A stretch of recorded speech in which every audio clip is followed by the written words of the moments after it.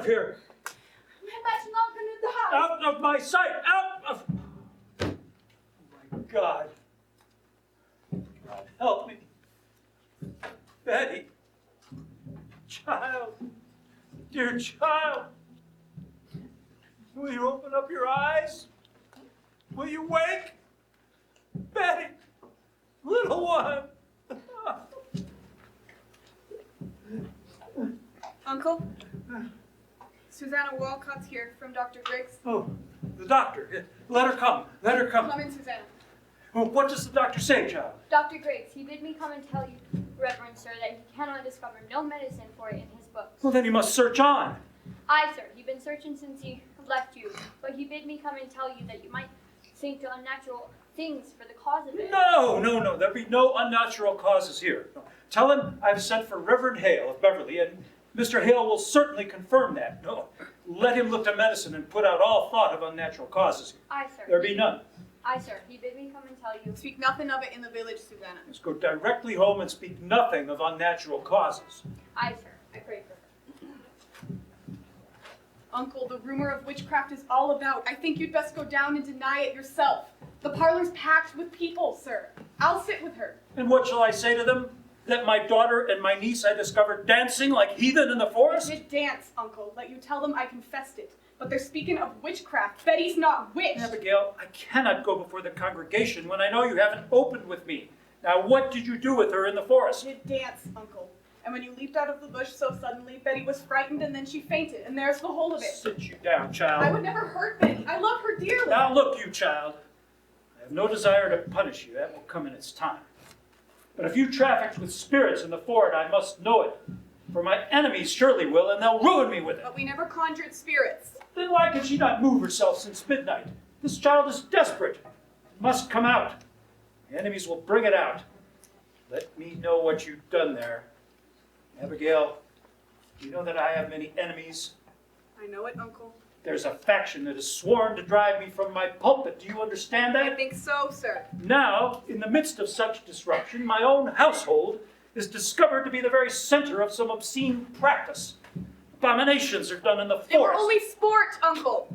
I saw Tituba waving her arms over the fire when I came on you. Why was she doing that? And I heard a screeching and gibberish coming from her mouth. She always sings her Barbados songs, and we dance. I cannot blink what I saw, Abigail, for my enemies will not blink it. I saw a dress lying in the grass. A dress? Aye, a dress. And I thought I saw someone naked running No through one the was trees. naked. You mistake yourself, Uncle. Abigail, I saw it. Now tell me true. Now my ministry's at stake. My ministry. And perhaps your cousin's life. Whatever abomination you have done there, give me all of it now. For I dare not be unprepared when I go before them down there. There's nothing more. I swear it, Uncle. Abigail, I have fought here 3 long years to bend these stiff-necked people to me, and now, just now, when there must be some good respect for me in the parish, you compromise my very character. I've given you a home, child. I put clothes upon your back. Now, give me upright answer. Your name in the town. It is entirely white, is it not? I'm sure it is, sir. There be no blush about my name. It has troubled me that you're now 7 months out of Goody Proctor's house, and in all that time, no other family has ever called for your service. They want slaves, not such as I. Let them send to Barbados for that. I will not black my face for any of them. No, I cannot have anyone. Why, Goody Putnam, come in. It is a marvel. Surely a stroke of hell upon you. No, Goody Putnam. How high it did is- she fly? No, How high? no, she never flew. Why, I'm sure she did. Mr. Collins saw her going over Ingersoll's barn and come down light as a bird, he Now says. look you, Goody Putnam. Oh, good morning, Mr. It is Putnam. a providence. The thing is out now. It is a providence. What's out, sir? What? Why, her eyes be closed, look you, Anne. That's strange. Ours is open. What, your little Ruth is sick?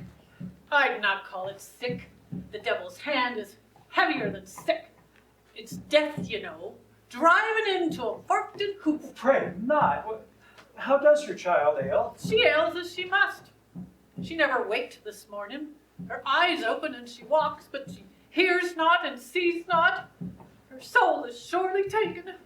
They say you've sent for the Reverend Hale of Beverly. Oh, precaution only. He has much experience in all the demonic arts, and Sure he does. Found a witch in Beverly last year. They only thought that were a witch, Goody Ann, and I'm sure there'd be no element of witchcraft here. No witchcraft.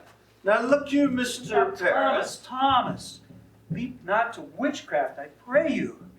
Surely you least of all, Thomas, would ever wish so disastrous a charge laid upon me. They would howl me out of Salem for such corruption in my house. Now look you, Mr. Paris. This is not about you. And besides, I've taken your part in all of the contention here. And I would continue. But I cannot if you will not hold fast in this. There are hurtful, vengeful spirits laying their hands on these children. But Thomas, you cannot leap to witchcraft. Anne, tell him what you've done. Reverend Paris, I have laid 7 babies unbaptized in the earth, and believe me, sir, more hardy babies were never born. And yet, each would wither in my arms the very day of their birth. I have said nothing, but my heart has clamored intimations. And this year, my Ruth, my only, I see her turning strange. A secret child she has become. And it's like some sucking mouth were pulling on her life, too. So I thought to send her to your Tituba. To Tituba? What may Tituba? Tituba knows how to speak to the dead, Mr. Mayor. Goody Ann, it is a formidable I take sin it to on my conjure death. soul that for how else may we learn what person murdered my babies? Woman! They were murdered, Mr. Paris. And mark this, mark it. Last night, my Ruth were ever so close to their tiny spirits. For how else now is she struck dumb, except some power of darkness stop her mouth? It's a marvelous sign. A marvelous sign. Don't you understand it, sir? There is a murdering witch among us, bound to keep herself in the dark. Let your enemies make of it what they will. You cannot blink it more. Then you were conjuring up spirits Not last I, night. sir, not I. Tituba and Ruth. Ah, now I am undone. No, you're not undone. Let you take hold. Wait for no one to charge you. Declare it yourself. You have discovered witchcraft. In my house, Thomas, they'll topple me with this. They'll make of it a... what? Your pardons, I only thought to see how Betty is. Mercy, why aren't you at home? Who is with Ruth? Her grandma come. She improved a little, I think. She gave a powerful sneeze before. A sign of life, then. I fear no more, Goody Putnam. It were a grand sneeze. Another like it would shake her wits together, I'm sure. Would you leave me now, Thomas? I would pray a while alone. Uncle, you've prayed since midnight. Why do you not go down and... No, I will wait till Mr. Hale arrives. Now, look you again, sir.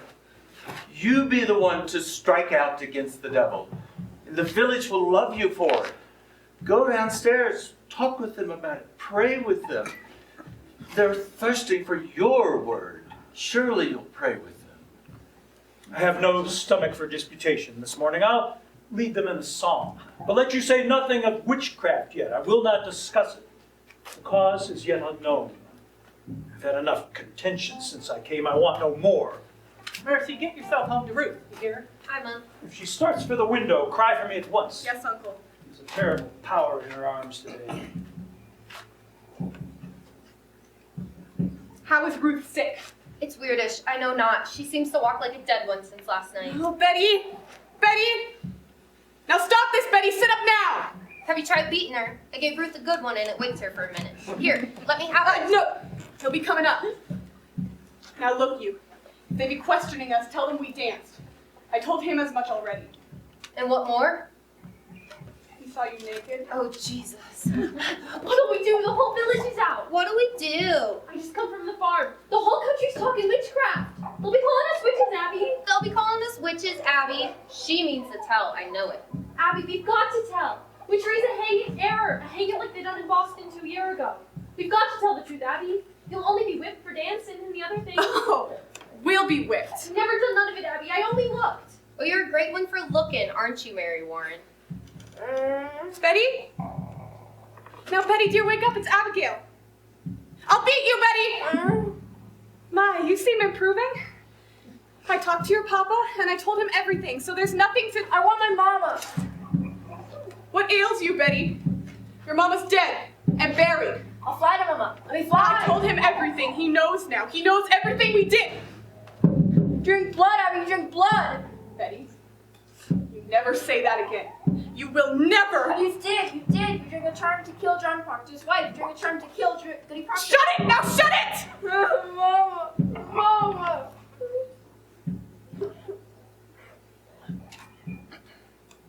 Now look, you. All of you. We danced. And Tituba conjured Ruth Putnam's dead sisters, and that is all. And mark this. Let any of you breathe a word or the edge of a word about the other things, and I will come to you in the black of some terrible night, and I will bring a pointy reckoning that will shudder you. And you know I could do it. I saw Indians smash my dear parents' heads on the pillow next to mine, and I have seen some reddish work done at night, and I can make you wish you had never seen the sun go down. Now you, sit up and stop this. What's got her? Abby, she's going to die. It's a sin to I say shut it, Mary Warren! Oh, I'm just going home, Mr. Proctor. Be you foolish, Mary Warren? Be you deaf? I forbid you leave the house, did I not? Why shall I pay you? I am looking for you more often than my cows. I only come to see the great doings in the world. I'll show you a great doing on your ass one of these days. Now get you home. My wife is waiting with your work. I'd best be off. I have my Ruth to watch. Good morning, Mr. Proctor. Good morning, Mr. Proctor. She's only gone silly somehow. She'll come out of it. So she flies, eh? Where are her wings? John, sure you're not believing she flies. The road past my house is a pilgrimage to Salem all morning. The town's mumbling witchcraft. Oh, posh. We were dancing in the woods last night, and my uncle leaped in on us. She took fright is all. Dancing by moonlight. You'll be clapped in the stocks before you're 20. Give me a word, John. A soft word. No. No, Abby, I've not come for that. You come 5 miles to see a silly girl fly? I come to see what mischief your uncle's brewing now. Put it out of mind, Abby. John, I'm waiting for you every night. Abby, you'll put it out of mind. I'll not be coming for you more.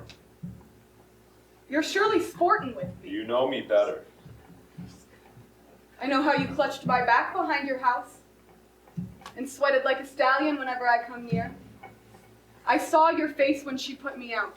You loved me then and you do now. No, Abby, that's a wild thing to say. A wild thing may say wild things. I have seen you since she put me out. I have seen you nights. I have hardly stepped off my farm this 7 months. I have a sense for heat, John, and yours has drawn me to my window. Do you tell me you've never looked up at my window? Perhaps I have. I know you, John. I know you. I cannot sleep for dreaming, and I cannot dream, but I wake and I walk about the house as though I might find you, coming through some door. Child. How do you call me child? Abby, I may think of you softly from time to time, but I'll cut off my hand before I'll ever reach for you again. Wipe it out of mind. You never touched Abby. Aye, we did. Aye, but we did not. Oh, I marvel at how such a strong man may let such a sickly wife. You'll speak nothing of She is Elizabeth. blackening my name in the village. She is telling lies about me. She is a cold, sniveling woman. You look for a weapon. I look for John Proctor, who put knowledge in my heart. I never knew what pretense Salem was. I never knew all the lying lessons I was taught by all these Christian women and their covenanted men. And now you bid me tear the light out of my eyes? I cannot. I will not. You loved me, John Proctor. And whatever sin it is, you love me yet. John, pity me. Pity me. Betty?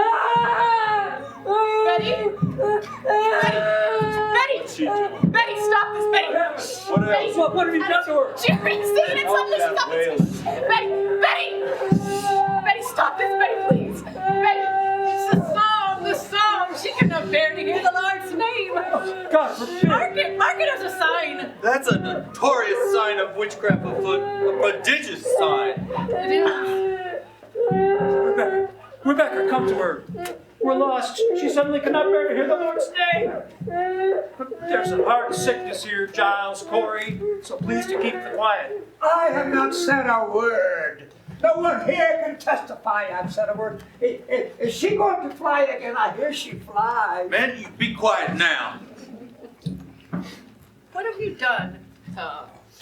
I have 11 children, and am 26 times a grandma, and I've seen them all through their silly season when they can run the devil bow-legged, trying to keep up with their mischief. I think she'll wake when she tires of it. A child's spirit is like a child. You can never catch it by running after it. You must stand still, and for love, it will soon of itself come back. Aye, that's the truth of it, Rebecca. Thank you. Rebecca, this is no silly season. My child is bewildered. She cannot eat. Oh, perhaps she's not hungered yet. Mr. Paris, I hope you're not decided on searching for loose spirits. I've heard promise of it outside. There's a wide opinion running in the parish that the devil may be among us. I would satisfy them that they are wrong. Then let you come out and call them wrong. Are you our minister or Mr. Hale? Did you consult the wardens of the church before you called this minister to look for devils? He's not coming to look for devils. Then what's he coming for? Be children dying in the village, I see sister. none dying. Oh, John, pray be calm. Mr. Paris, I think you should send Reverend Hale back as soon as he comes. Because it would be a good thing. I think we should rely on Dr. Griggs and good prayer. The doctor is befuddled. If he be so, let us go to God for the cause of it. There is prodigious danger in searching for loose spirits. I fear it. I fear it. Let us rather blame ourselves. Blame ourselves? How may we blame ourselves? I am one of 9 sons. The Putnam seed have peopled this province, and yet I have but 1 child left of 8, and now she shrivels. Oh, I cannot fathom that. Rebecca, you think it's God's will you should never lose a child, nor a grandchild, and I lose all but 1? When Reverend Paris comes, you will proceed to look for signs of I witchcraft. cannot command Mr. Paris. We vote by name in the society, not by acreage. Mr. Proctor, I never heard you worried so on this society. I do not think I saw you at Sabbath meeting since the snow flew. I have trouble enough without I come 5 miles to hear him preach only hellfire and bloody damnation. There are many others that stay away from church these days because he hardly ever mentioned God anymore. Oh, that's a drastic charge. It is somewhat true. There are many people who quail to bring their children to church. It is not the children that I pray for, Rebecca. It is not the children who are unmindful of their obligations toward this ministry. Where's my wood? I've been waiting since November for a stick. My contract provides that I be supplied with all my firewood. And even in November, I had to show my fingers frostbitten like some London beggar. You are allowed £6 a year to buy your wood with, Mr. I Paris. paid little enough without I spend £6 on firewood. The salary is £66, Mr. Proctor. I am not some preaching farmer with a book under my arm. I'm a graduate of Harvard College. And well instructed in mathematics. You will look far, Mr. Corey, for a man of my kind at £60 a year. I'm not used to this poverty. I left a thrifty business in the Barbados to serve the Lord. I do not understand you people. I cannot put forth one proposition, but there be a howling riot of argument. I often thought the devil be in it somewhere. I cannot understand you people otherwise. Mr. Paris, you are the first minister ever did demand the deed to this house. I'm your third preacher in 7 years. I do not wish to be put out like the cat whenever some majority feels the whim. You people must understand, a minister is the Lord's man in the parish. A minister is not to be so lightly crossed and contradicted. Aye to that. Either there's obedience, or the church will burn like hell is burning. Yo, can you speak 1 minute without we land in hell again? I am sick of hell. It is not for you to say what is good for you to hear. I may speak my heart, I think. What? Are we Quakers? No, we're not Quakers here yet, Mr. Proctor, and you may tell that to your followers. My followers? There's a party in this church. I'm not blind. A faction and a party. Why, then I must find it and join it. He does not mean. I mean it solemnly, Rebecca. I like not the smell of this authority. I have a crop to sow and lumber to drag home. What say you, Giles? I've Let's find that party. changed my opinion of this man. Mr. Paris, I beg your pardon. I never thought you had so much irony in you. Thank you, Giles. It suggests to the mind what the trouble be among us all these years. Now think on it now. Wherefore is everybody suing everybody else? I've been in court 6 times this year. Is it the devil's fault that a man cannot say you good morning without you clapping for defamation? You're old, Giles, and you're not hearing as well as you did. John Proctor, just last month, I collected £4 damage from you for publicly saying I burned the roof off your house. And I didn't do it. I never said no such thing, and I paid you for it, so I hope I may call you deaf without charge. Come along, Giles, and help me drag my lumber home. I'll be damned first. A moment, Mr. Proctor. What is this lumber you be dragging home, if I may ask? My lumber from out my forest by the riverside. By the river. Why, we've surely gone wild this year. What anarchy is this?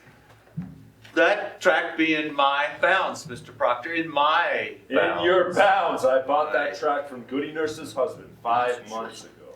He had no right to sell it to you. It stands clear in my grandfather's will that all the land Your between the river grandfather had a habit of willing land that never belonged to him, if I may say it plain. That's God's truth, John.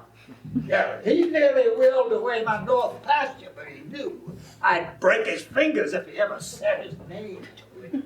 Let's get your lumber home, John. I feel a sudden will to work coming on. You load one oak of mine, you'll fight to drag it home. And we'll win too, this fool and I. I'll have my men on you. I'll clap a riff on you. Oh, Pray you, someone take these. Mr. Hale, it is good to see you again. My, they're heavy. They must be. They are weighted with authority. Well, you do come prepared. We shall need hard study that comes to tracking down the old boy. You could not be Rebecca Nurse. I am, sir. Do you know me? Strange how I knew. Yes. But I suppose you look as such a good soul should. We've all heard of your great charities, Clever. Do you know this gentleman, Mr. Thomas Putnam, and his good wife, Anne? Putnam, I had not expected such distinguished company, sir. All right. Could be that you know my estate and who I am, but it seems those things will not help us today. We look to you to come to our home and save our child. Your child hails too.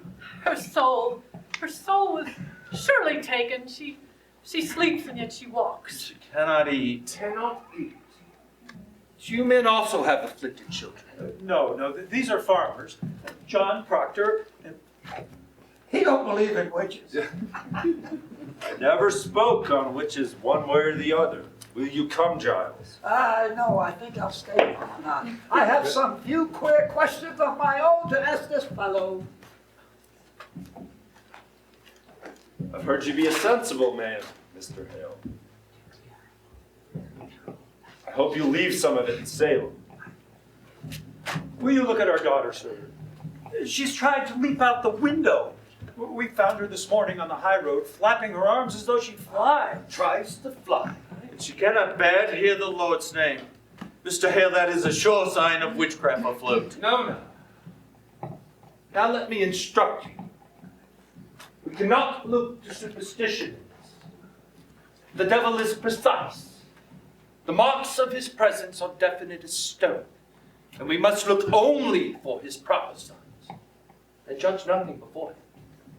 And I shall tell you all that I shall not proceed unless you are prepared to believe me. If I should find no trace of Helen. It is agreed, sir, it is agreed. We will abide by your judgment. Good then.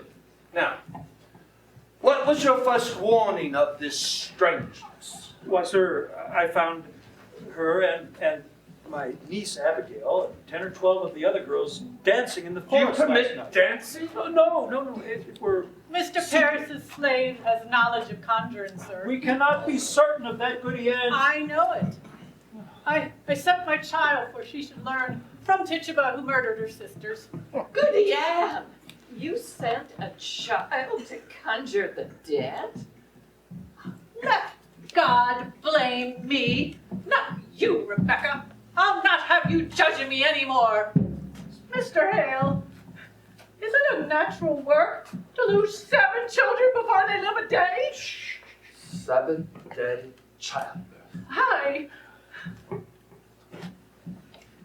What is this book? What is there?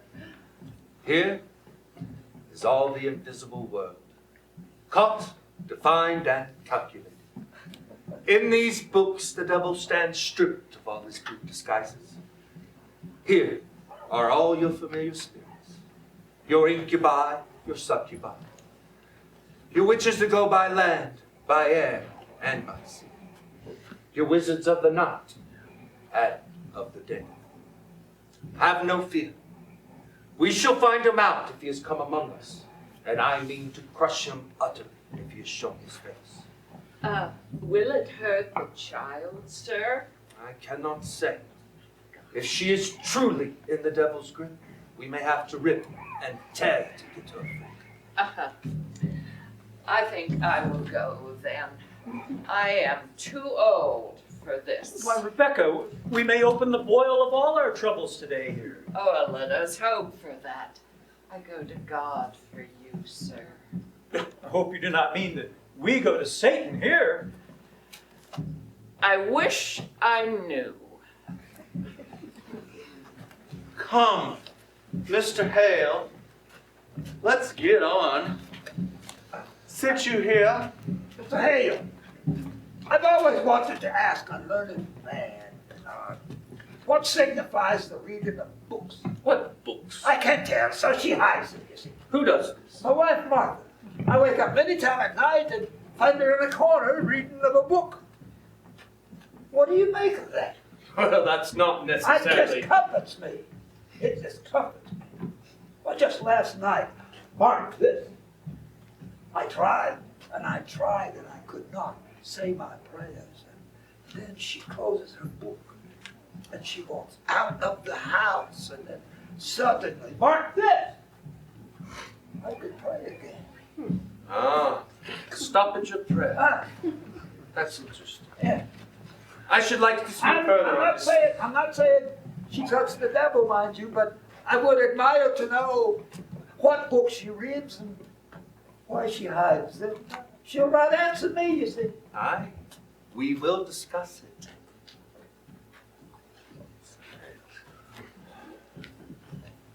Now mark me.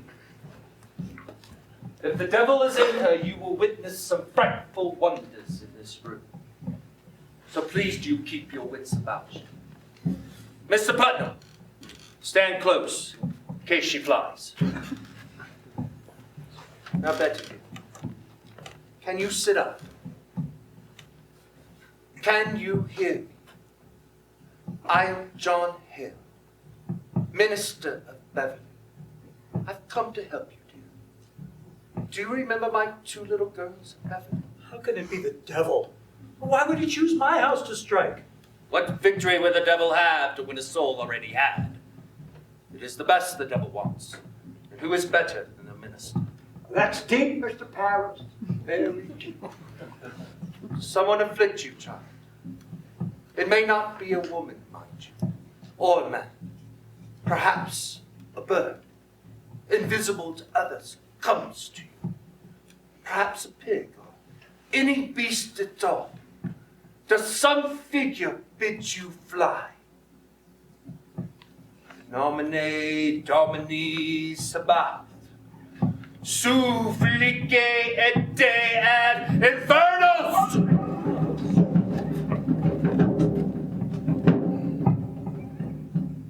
Abigail, what sort of dancing were you doing with her in the forest? Why, common dancing is all. I think I should say that I saw a kettle in the grass where they were dancing. That were only soup. Soup! What sort of soup were in this kettle, Abigail? Why, it were beans and lentils, I think. Mr. Patch, you did not notice, did you? Any living thing in this kettle? A mouse, perhaps? A spider? A frog? That frog jumped in. We never put it in. A frog, Abby! We never put it in. Abigail, it may be your cousin is dying. Did you call the devil last night? I never called him. Tituba called him. She called the devil? I should like to speak with Tituba. Yeah, would you bring her up? How did she call? I know not. She spoke Barbados. Did you feel a strangeness when she called? A sudden cold wind, perhaps? A trembling below the brow? I didn't see no devil. Betty, wake up, Betty, please. Betty! Betty! You cannot evade me, Abigail. Did your cousin drink any of the brew in that kettle? She never drank it. Did you drink? No, sir. Did Tituba ask you to She drink? tried, but I refused. Why are you concealing? Have you sold yourself to Lisa? I never sold myself. I'm a good girl. I did drink of the kettle. She made me do it. She made Betty do it. Abby! She makes me drink blood. Blood? My baby's blood! No, chicken blood. I give it chicken blood. Woman, have you enlisted these children for the devil? No, so I don't talk with the devil. Why did she not wake? Are you silencing this child? I love me, Betty. You have sent your spirit out upon this child. Have you not? Are you gathering souls for the devil? She sent her spirit on me in church. She makes me laugh at prayer. She have often laughed at prayer. She comes to me every night to go and drink blood. You begged me to close your Abby. She begged me make child. I'll tell you something. She comes to me while I sleep. She's always making me dream corruptions. Abby.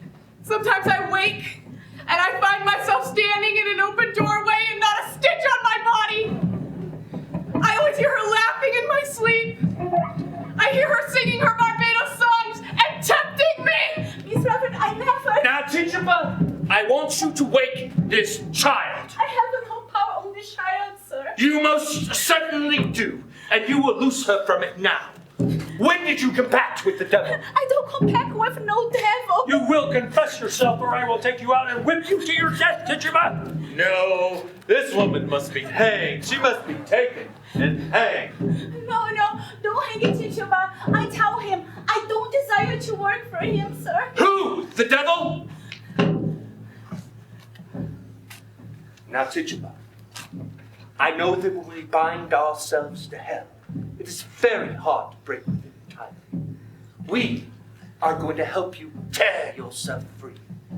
You would be a good Christian woman, would you not? Yes, sir, I'm a good Christian woman. And you love these little children. Yes, sir, I don't desire to hurt little children. And you love God, Tituba. I love God with all my being. So in God's holy name, Bless him, and bless to him. his glory, Eternal glory, bless him. open yourself, Tituba. Open yourself and let God's holy light shine. Oh, bless the Lord. When the devil comes, does he ever come with another person? Perhaps another person from the village. Someone you know. Who comes with him? Sarah Good. Did you ever see Sarah Good with him? Or Osborne? Was it man or woman comes with him? Who's a woman? What woman? A woman, you say? What woman? Who's black, dark, and I... Well, you could see him. Why could you not see her? They're always talking, always run around and carry You mean out of Salem? Salem witches? I believe it so. Yes, sir. Now, Tituba, you must have no fear to tell us who they are. Do you understand? We will protect you. The devil can never overcome a minister. You know that, do you not? Yes, sir, I do. You have confessed yourself to witchcraft, and that speaks a wish to come to heaven's side. And we will bless you, Tituba. Oh, God bless you, Mr. Hale. You are God's instrument, put into our hands to help us discover the devil's agents among us. You are selected, Tituba. You are chosen to help us cleanse our village. So speak utterly, Tituba. Turn your back on him and face God, Tituba. Face God, and God will protect you. Oh, God protect you, Tituba. When the devil comes, does he ever come with another person? Another person from the village? Someone you know. Was it 2, 3, 4? How many? There was 4. There was 4.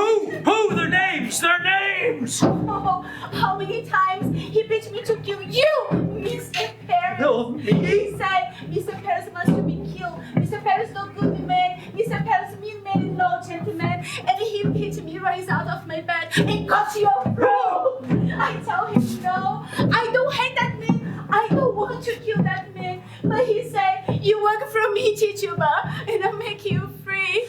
I put you way up high in the air. I give you pretty dress to wear. You're gonna fly back to Barbados. And I say, you lie, devil, you lie. And then he come and stop night to me and he say, look, I have a bunch of people belonging to me. And I look, and there was Goody Good. Sarah Good? And Good Osborne. Goody Osborne! I knew it. She worked with midwife to me 3 times. I begged you not to call her, did I not, Thomas? I begged him not to call her. I feared her. My baby's always withered in her hands. Oh. Take courage. You must give us all the news. How can you bear to see these children suffer? Look at them, Tituba. Look at her God-given innocence. Her soul is so tender. We must protect them, Tituba. The devil is out and preying on them like a beast upon the flesh of the pure lamb. God will bless you for your help. I want to open myself. I want the light of God. I want the sweet love of Jesus. I danced for the devil. I saw him. I wrote in his book. I go back to Jesus. I kiss his hand. I saw Sarah Good with the devil. I saw Goody Osborne with the devil. I saw Bridget Bishop with the devil. I saw George Jacobs with the devil. I saw Goody Howe with the devil. She speaks. She speaks. Glory to God. It is broken. They are free. I saw Martha Bell with the devil. I saw Goody Simmer with the devil. I saw Goody Hawkins with the devil. At the Marshall Green Eye. I saw Goody Hopper. I saw Goody Franklin with the devil. I saw Goody Hopper with the devil.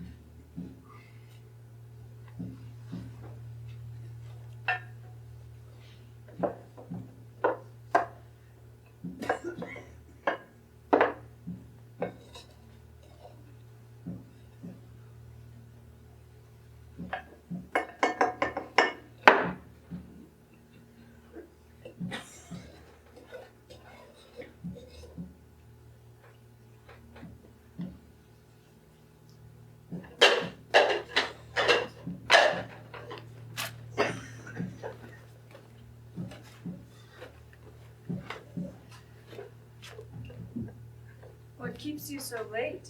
It's almost dark. I was planting far out to the forest edge. Oh, you're done then? Aye. Farm is seeded. Are the boys asleep? They will be soon. Pray now for a fair summer. Aye.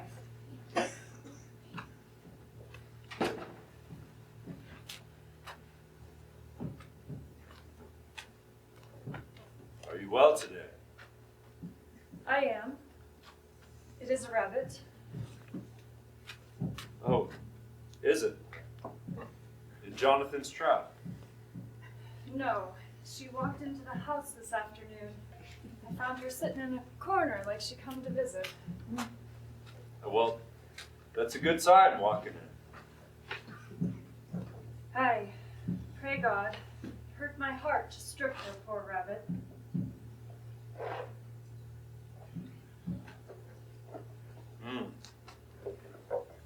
It is well seasoned. I took great care. She's tender? Aye.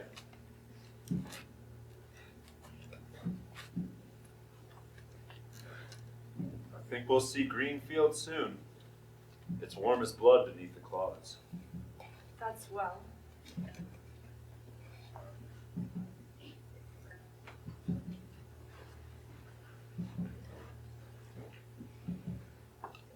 If the crop is good, I'll buy George Jacob's heifer.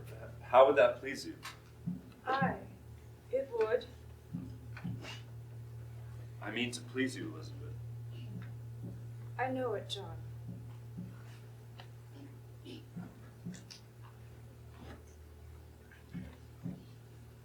Cider. Aye.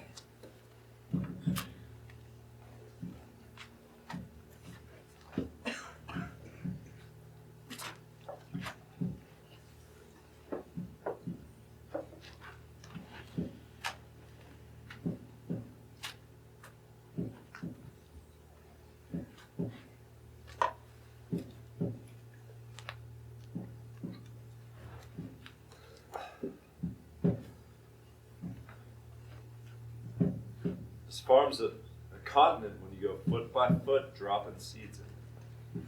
It must be. On Sunday, let you come with me and we'll walk the farm together.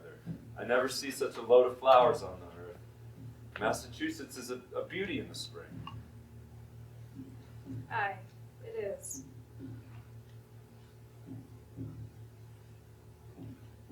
I think you're sad again, are you? You come so late. I thought you'd gone to Salem this afternoon. Why? I have no business in Salem. You did speak of Ellen earlier this week. I thought better of it since. Mary Warren's there today. Why'd you let her? You heard me forbid her go to Salem anymore. I couldn't stop her. It is a fault. It is a fault, Elizabeth. You're the mistress here, not Mary Warren. She frightened all my strength How may that away. mouse frighten you, Elizabeth? It is a mouse no more. I forbid her go, and she raises up her chin like the daughter of a prince and says to me, I must go to Salem, Goody Proctor. I'm an official of the court. Court? Aye, it What is a court? proper court they have now. They've sent forward judges out of Boston, weighty magistrates of the general court, and at the head sits the deputy governor of the province. She's mad. I would to God she were. There'd be 14 people in the jail now, she says, and they'll be hanged. And the court have the power to hang them. They'd never hang. The deputy governor promised hanging if they'll not confess, John. The town's gone wild, I think. Mary Warren speaks of Abigail as though she were a saint to hear her.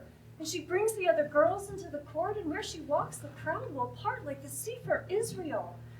And folks are brought before them, and if Abigail scream and howl and fall to the floor, the person is clapped in the jail for bewitching her.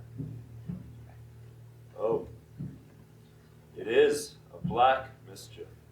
I think you must go to Salem, John. I think so. Let you tell them it is a fraud. Aye, it is surely. Let you go to Ezekiel Cheever. He knows you well. And tell him what she said to you last week in her uncle's house. She said it had naught to do with witchcraft, did she not? Aye, she did. She did. God forbid you keep that from the court, John. They must be told. Aye, they must. They must. It is a wonder that they do believe her. I would go tonight, John. Let you go now. I'll think on it. You cannot keep it. I know I cannot keep it. I say I will think on it.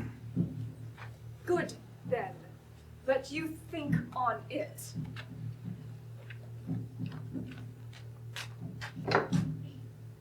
I am only wondering how I may prove what she told me, Elizabeth. If the girl's a saint now, I think it is not easy to prove she's fraud, and the town gone so silly. She told it to me in a room alone. I have no proof for it. You were alone with her? For a moment alone, Why, then it is not as you told me. For a moment, I say. The others come in soon after. Do as you wish, then. Woman, I'll not have your I have suspicion no- anymore. I'll not have it. Then let you not earn it. You doubt me yet. John, if it were not Abigail that you must go and hurt, would you falter now? I think Now not. look you. I see what I see, John. You will not judge me more, Elizabeth. I have good reason to think before I charge fraud on Abigail, and I will think on it. Let you look to your own improvement before you go to judge your husband anymore. I have forgot Abigail. And I. Oh, spare me! You forget nothing and forgive nothing. Learn charity, woman. I have gone tiptoe in this house all 7 months since she has gone. I have not moved from there to there without, I think, to please you, and still an everlasting funeral marches around your heart. I cannot speak, but I am doubted every moment, judged for lies as though I come into a court when I come into this house. John, you were not open with me. You saw her with the crowd, you said, and now you... I'll plead my honesty no more, Elizabeth. John, I'm only... No more! I should have roared you down when first you told me your suspicion.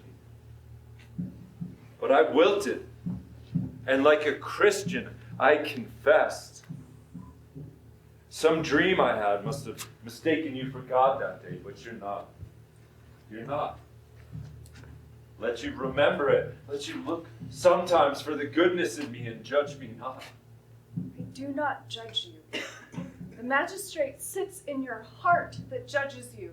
I never thought you but a good man, only somewhat bewildered. Oh, Elizabeth, your justice would freeze beer. How do you go to Salem when I forbid it? Do you mock me? I'll whip you if you dare leave this house again. I'm sick. I'm sick, Mr. Proctor. Pray hurt me not. My insides are all shuddering. I'm in the proceedings all day, sir. And what of these proceedings here? When will you proceed to keep this house, as you are paid £9 a year to do, and my wife not wholly well? I made a gift for you today, good Proctor. I had to sit long hours in a chair and pass the time with sewing. Why, it's a fair puppet, thank you. We must all love each other now, goody Proctor. Aye, indeed, we must. I'll get up early in the morning and clean the house. I must sleep now. Mary, is it true there be 14 women arrested? No, sir.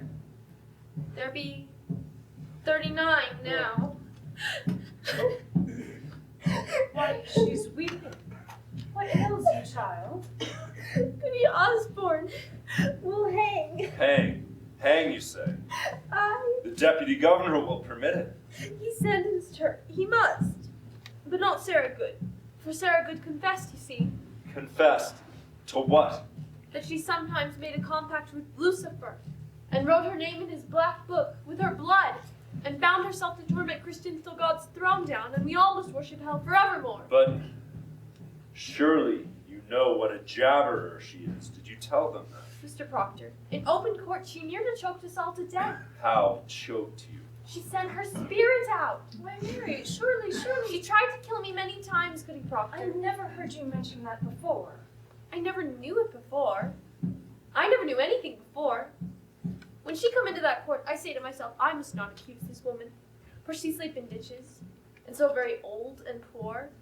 But then she sit there, denying, and I feel a misty coldness climbing up my back, and the skin on my skull begin to creep, and I feel a clamp around my neck, and I cannot breathe air, and then I hear a voice, a screaming voice, and it were my voice, and all at once I remembered everything she'd done to me. Why, what did she do to you? So many times, Mr. Proctor, she come to this very door begging bread and a cup of cider. And mark this, whenever I turned her away empty, she mumbled. Mumbled? She may mumble hungry. But what does she mumble? You must remember, Goody Proctor. Last month, a Monday I think, she walked away and I thought my guts would burst for 2 days after. Do you remember it? I do, I think, but... And so I told that to Judge Hathorne. And he asks her so, Goody good, what curse do you recite that this girl must fall sick after turning you away? And then she replies, Why, your excellence, no curse at all. I only say my commandments. I hope I may say my commandments, says she. And that's an upright answer. Aye, but then Judge Hathorne say, Recite for us your commandments. And of all the 10, she could not say a single one. She never knew no commandments, and they had her in a flat lie. And so condemned her. Why, they must when she condemned herself. But the proof. I told you the proof. It's hard proof. Hard as rock, the judges said. You will not go to that court again, Mary Warren. I must tell you, sir, I will be gone every day now. I am amazed you do not see what weighty work we do. What work you do? It is strange work for a Christian girl to hang old women. They will not hang them if they confess. Sarah Good will only sit in jail sometime. And here's a wonder for you. Think on this. Goody Good is pregnant. Pregnant? Are they mad? The woman is near to 60. And smoking a pipe all these years, and no husband either. But she's safe, thank God, for they'll not hurt the innocent child. But be that not a marvel? You must see it, sir. It's God's work we do. So I'll be gone every day now. I'm an official of the court, they say, and I'll official you. Not stand whipping any more, Mr. Proctor. The devil's loose in Salem. We must discover where he's hiding. I'll whip the devil out of you. I saved her life today.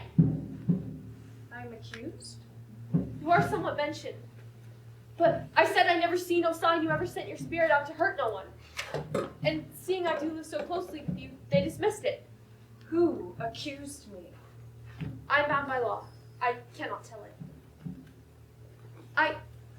I hope you'll not be so sarcastical no more. 4 judges and the king's deputy sat to dinner with us but an hour ago. I would have you speak civilly to me from this out. Go to bed. I'll not be ordered to bed no more, Mr. Proctor. I am 18 and a woman, however single. Do you wish to sit up? Then sit up. I wish to go to bed. Good night, then. Good night. Oh, the noose. The noose is up. There'll be no noose. She wants me dead. I knew all week it would come to this. They dismissed it. You heard her say. And what of tomorrow? She will cry me out until they take me. Sit you down. John, she wants me dead and you know it. I say, sit down.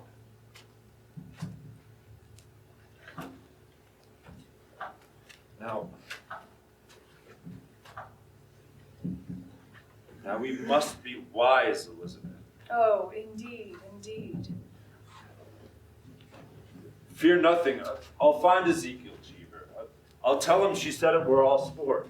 John, with so many in the jail, much more than that is needed now, I think. Would you favor me this? Go to Abigail. What have I to say to Abigail? John, grant me this. You have a faulty understanding of young girls. There is a promise made in any bed. What promise? Spoke or silent, a promise is surely made. And she may dote on it now, I'm sure she does, and thinks to kill me and then to take my place. It is her dearest hope, John, I know it. There be 1,000 names. Why does she call mine? There be a certain danger in calling such a name. I am no goody good that sleeps in ditches, nor Osborne drunk and half-witted. She dare not call out a farmer's wife, but there be a monstrous profit in it. She thinks to take my place, John. She cannot think it. John, have you ever shown her somewhat of contempt? She cannot pass you in the church, but you will blush. I may blush for my sin. I think she sees another meaning in that blush. And what see you? What see you, Elizabeth? I think you be somewhat ashamed, for I am there, and she so close. When will you know me, woman? Were I stone, I would have cracked for shame this 7 months. Then go and tell her she's a whore. Whatever promise she may sense, John, break it. Break it.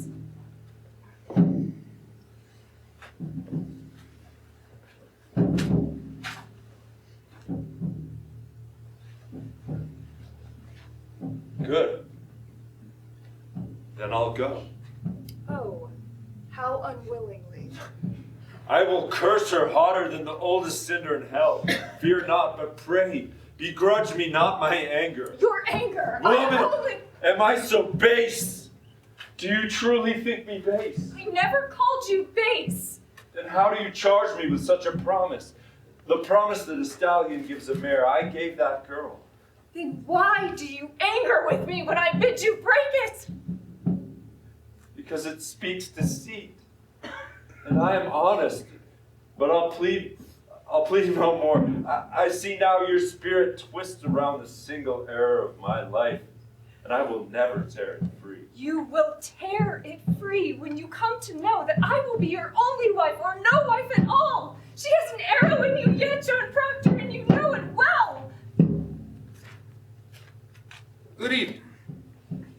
Why, Mr. Hale, good evening to you, sir. Come in. I Come hope in. I did not startle you. No.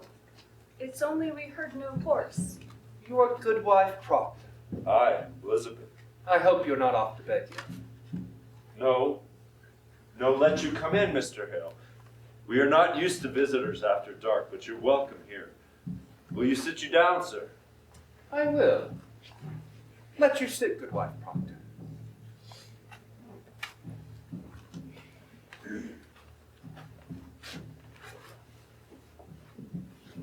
Will you drink cider, Mr. Hale? No, it rebels my stomach. I have some further traveling yet tonight. Sit you down, sir. I will not keep you long, but I have some business with you. Business of the court. No, I come of my own without the court's authority. Hear me. I know not if you are aware, but your wife's name is mentioned in the court. We know it, sir. Our Mary Warren told us. We are entirely amazed. I am a stranger here, as you know. And in my ignorance, I find it hard to draw a clear opinion of those that have come accused before the court. So this afternoon, and now tonight, I go from house to house. I come from Rebecca Nurse's house. Rebecca's been charged? God forbid such one be charged. However, her name is mentioned somewhat. You cannot hope I believe that Rebecca trafficked with the devil. Woman, it is possible. Surely you cannot think so. This is a strange time, mister. No man may longer doubt that the powers of the dark are gathered in a monstrous attack upon this village. There's too much evidence now to deny it. Will you agree, sir? I have no knowledge in that line, but it's hard to think so pious a woman be secretly a devil's bitch after 70 years of such good prayer. Ah, but the devil is a wily one. You cannot deny it. However, she is far from accused, and I know she will not be. I thought, sir, to put some question as to the Christian character of this house, if you'll permit me. Why, we have no fear of questions, sir. Good then. In the book of record that Mr. Paris keeps, I note that you are rarely in church on the Sabbath day. No, sir, you are mistaken. Only 26 times in 17 months, sir? I must call that rare. Can you tell me why you are so absent? Mr. Hale, I never knew I must account to that man, for I come to church or stay at home. My wife was sick this winter. So I am told. But you, mister, why could you not come alone? I surely did come when I could. And when I could not, I prayed in this house. Mr. Proctor, your house is not a church. Your theology must tell you. It does, sir, it does. And it tells me that a minister may pray to God without he have golden candlesticks upon the altar. What golden candlesticks? Since we built the church, there were pewter candlesticks upon the altar. Francis Nurse made them, you know, and a sweeter hand never touched the metal. But Paris came, and for 20 weeks he preached nothing but golden candlesticks until he had them. I labor the earth from dawn of day to blink of night, and I tell you true. When I look to heaven and see my money glaring at his elbows, it hurt my prayer, sir. It hurt my prayer. I think sometimes the man dreams cathedrals, not clapboard meeting houses. I get it, mister. A Christian on Sabbath day must be in church. Tell me, you have 3 children. Aye, boys. How is it that only 2 are baptized? I like it not that Mr. Parrish should lay his hand upon my baby. I see no light of God in that man. I'll not conceal it. I must say it, Mr. Proctor. That is not for you to decide. The man is ordained, therefore the light of God is in him. What's your suspicion, Mr. Hale? I nailed the roof upon the church. I hung the door. Oh, did you? That's a good sign, then. It may be I have been too quick to bring the man to book, but you cannot think we ever desired the destruction of religion. I think that's in your mind, is it not? There is a softness in your record, sir. A softness.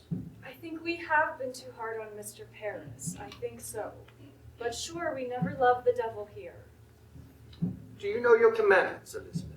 I surely do. There be no mark of blame upon my life, Mr. Hale. I'm a covenanted Christian woman. And you, sir?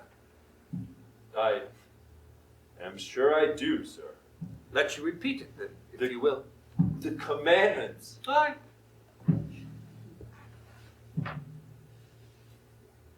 Thou shalt not kill. Aye.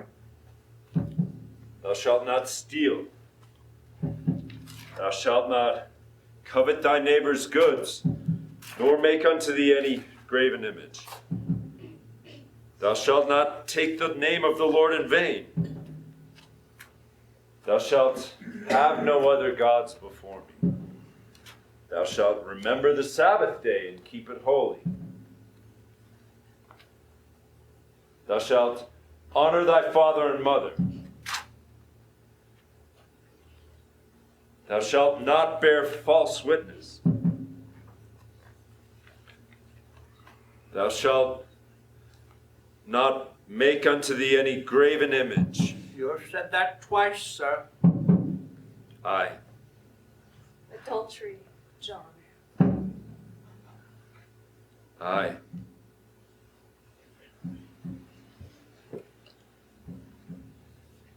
You see, sir, between the two of us, we do know them. I think it be a small fault. Theology, sir, is a fortress. No crack in a fortress may be accounted small. There be no love of Satan in this house. I pray it. I pray it did. Well then, I shall bid you good night.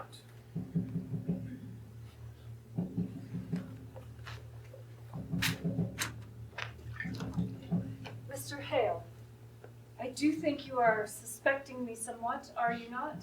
Goody Proctor, I do not judge you. My duty is to add what I may to the godly wisdom of the court. I pray you both good health and good fortune. Good night, sir. John, I think you must tell him. What's that? Will you tell him? I have no witness and cannot prove it except my word be taken. But I know the children's sickness had naught to do with witchcraft. Not to do. Mr. Paris discovered them in the woods, sporting in the woods, and they were startled and they took sick. Who told you this? Abigail, Abigail. Aye. Abigail Williams said it had naught to do with witchcraft. She told me the day you came, sir. Why? Why would you keep this? I never knew until tonight that the world has gone daft with this nonsense. Nonsense? Mister, I myself have examined Tituba, Stergood, and numerous others that have confessed to dealing with the devil. They have confessed. Then why not if they must hang for denying it? There are them that will swear to anything before they'll hang. Have you never thought of that? I have. I have indeed. And you, mister, would you testify to this in court? I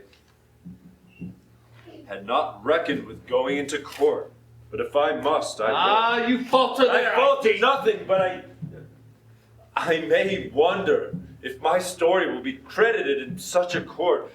I do wonder on it. When a minister as steady-minded as you will suspicion a woman that never lied, she cannot lie, and the world knows she cannot. I may falter somewhat, mister. I am no fool. Right. Let you open with me now, for I've heard a thing that troubles me. It is said that you hold no belief that there may even be witches in this world. I know not what I have said. I may have said it. I have wondered if there be witches in the world. So you do not believe? I have no knowledge of it. The Bible speaks of witches, and I will not deny them. And you, woman? I cannot. Cannot? Elizabeth, you bewilder him. I cannot think that the devil may own a woman's soul, Mr. Hale, when she keeps an upright way as I have. I am a good woman. I know it. And if you believe that I may only do good work in this world and yet be secretly bound to Satan, then I must tell you, sir, I do not believe it. But, woman, you do believe there are witches in this world? If you think that I am one, then I say there are none. You surely do not lie against the gospel. She believed in the gospel. She believed in the gospel. Question Every word. Abigail Williams about the gospel, not myself. You do not mean to doubt the gospel, sir. You cannot think it. This be a Christian house, sir. A Christian house. God keep you both. Let the third child be quickly baptized, and go you without fail each Sunday in the Sabbath prayer. And keep a solemn, quiet way among you. John! Giles, what's the matter? They take Martha, my wife, and Rebecca Nurse. Rebecca's in the jail. Cheever come, took her in his wagon, took them both. I've only now come from the jail, and they'll not even let me in to see them. They've surely gone wild, Mr. Hale. Riverdale, can you not speak to the deputy governor? We know he mistakes these people. Pray, calm yourself, Mr. Rebecca Corey. Nurse is the very brick and mortar of the church, and my wife Martha, why, there's not a woman closer yet to God. How is it that Rebecca Nurse is charged? For murder she's charged. For the marvelous, supernatural murder of Goody Proctor's baby she's charged. What to do, Mr. Hale? Mr. Coy, if Rebecca Nurse be tainted, then there's nothing left to stop the whole green world from burning. That you rest upon the justice of the court. The court will send her home, I know. You can't mean to say they'll be tried in court. How may such a woman murder children? Remember, man, until an hour before the devil fell, God thought him beautiful in heaven. I never said my wife were a witch. All I said was she was reading books. Exactly how is your wife mentioned in the court? The bloody mongrel Walcott charger. You see, he bought a pig of my wife 4 or 5 years ago, and the pig died soon after. So he come dancing in for his money back. So my Martha, she says to him, Walcott, if you don't have the wit to feed a pig properly, you'll not live to own many, she said. So now he goes to court, and he claims that from that day to this day, He cannot keep a pig alive more than 4 weeks because my Martha bewitched him with her books. What to do? Good evening. Good evening, Mr. Proctor. Why, Mr. Cheever, good evening. Good evening, all. Good evening, Mr. Hale. Hope you come not on business of the court. I do, Proctor, I'm a clerk of the court now, you know. Ezekiel, it's a pity that a once honest tailor must burn in hell. You'll burn in hell for this. You know I'm told. You know You it. certainly know that, You Giles. will. And I just leave you not be sending me to hell. I like not the sound of it, I tell you. I like not the sound of it. Now believe me, Proctor, how heavy be the law? All its tonnage I do carry on my back tonight. I have a warrant for your wife. What say you? A warrant for my wife? You said she were not charged. I know nothing of it. When was she charged? I'm given 16 warrant tonight, sir, and she is one. Who charged her? Why, Abigail Williams. Abigail Williams. On what proof? What Mr. proof? Proctor, I have little time. The court bid me to search your house, but I like not to search a house. So will you hand me any pockets your wife may keep here? Poppets. I never kept no poppets since I were a girl. I spy a poppet, Biddy Proctor. Why, this is Mary's. Would you please to give it to me?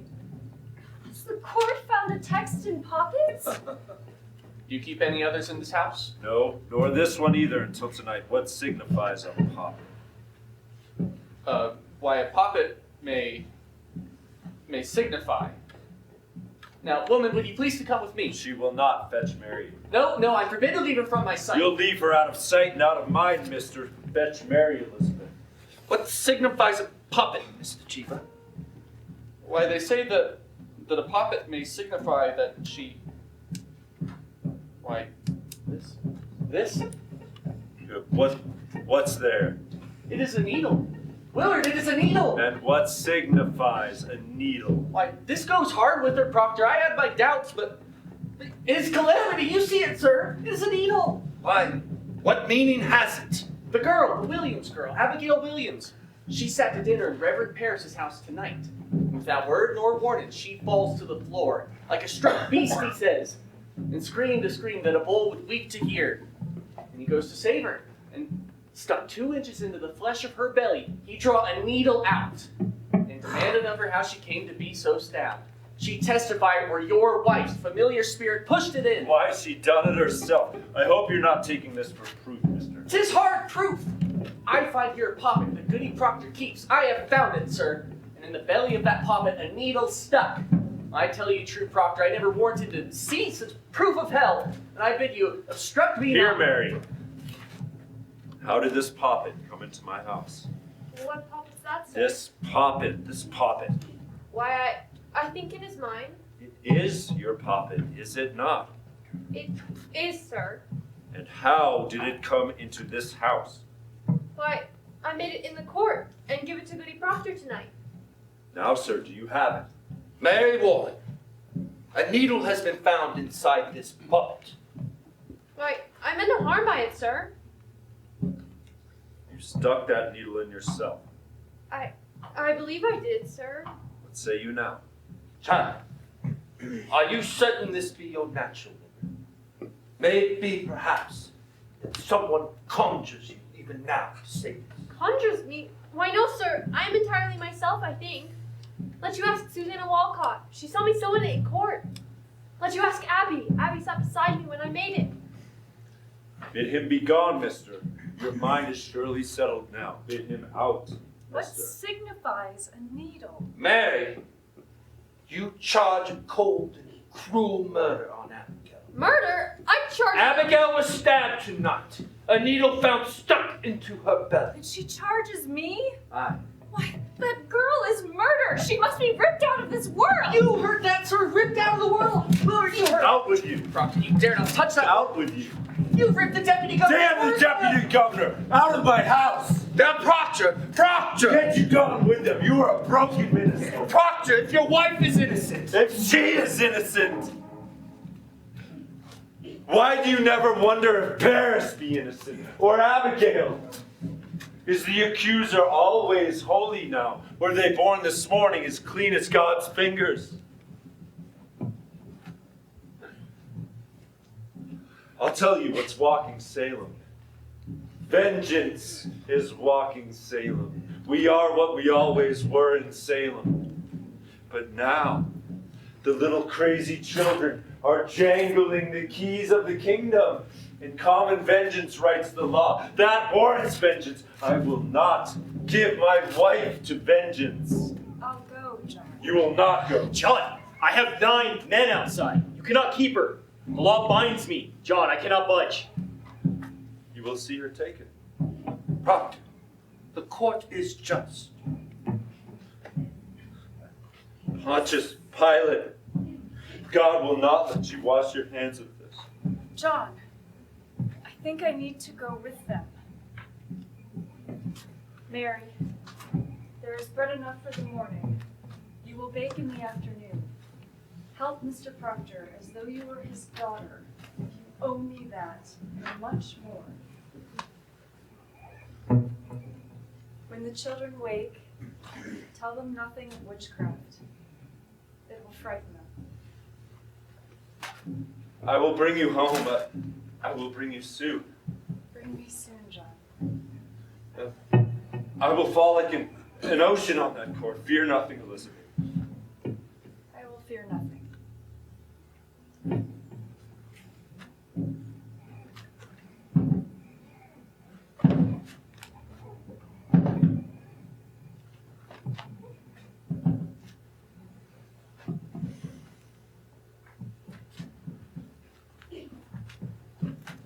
Tell the children I've gone to visit someone sick.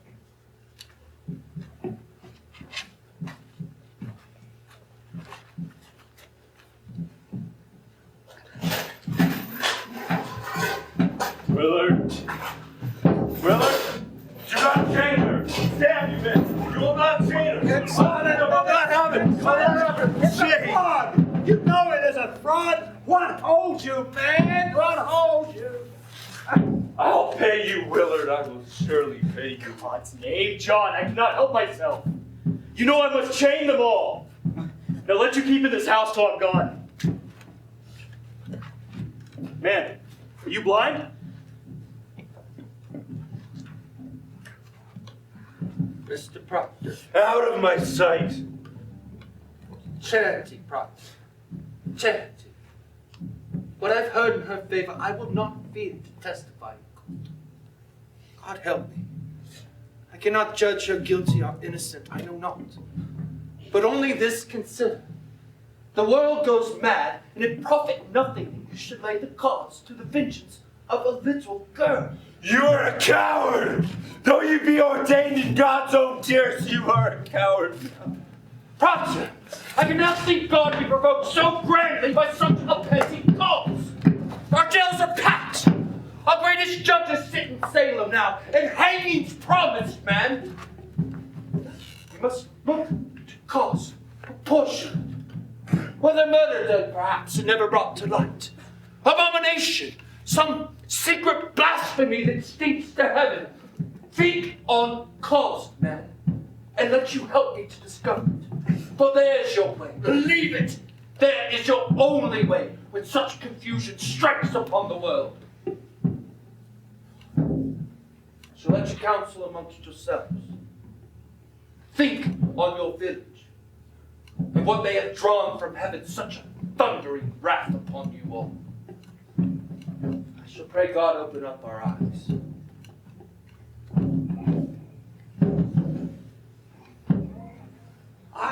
I know no murder done in Salem, John. Leave me, Giles. Leave me. Tell me, John, are we lost? Go home now, Giles. We'll speak on it in the morning. I let you think on it. We'll come early.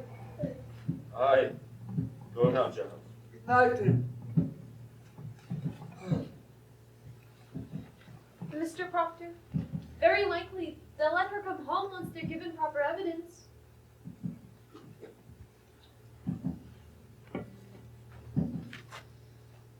You're coming to the court with me tomorrow. You will tell it in the court. I cannot charge murder on Abigail. You will tell the court how that poppet come here and who stuck the needle in. Abigail will kill me for saying that. She'll charge lechery on you, Mr. Proctor.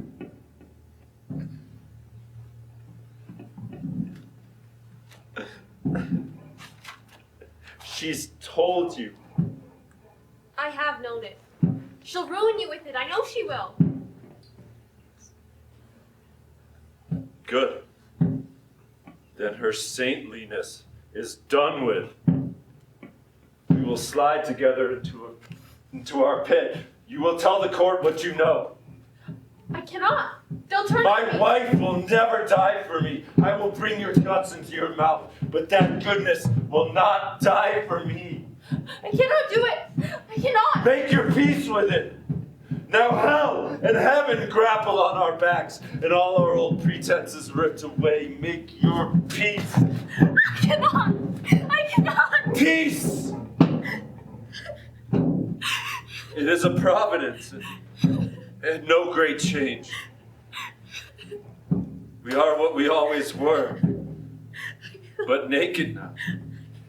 Aye, naked. And the wind, God's icy wind, will blow. I cannot. I cannot.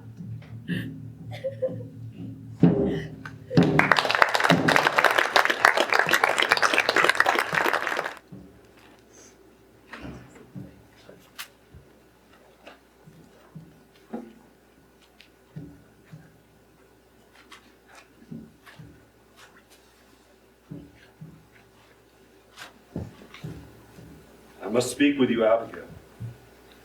Will you sit? How do you come? Friendly. I don't like the woods at night. Pray you stand closer.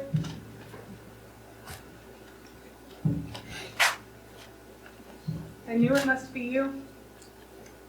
When I heard the pebbles on the window, before I opened up my eyes, I knew.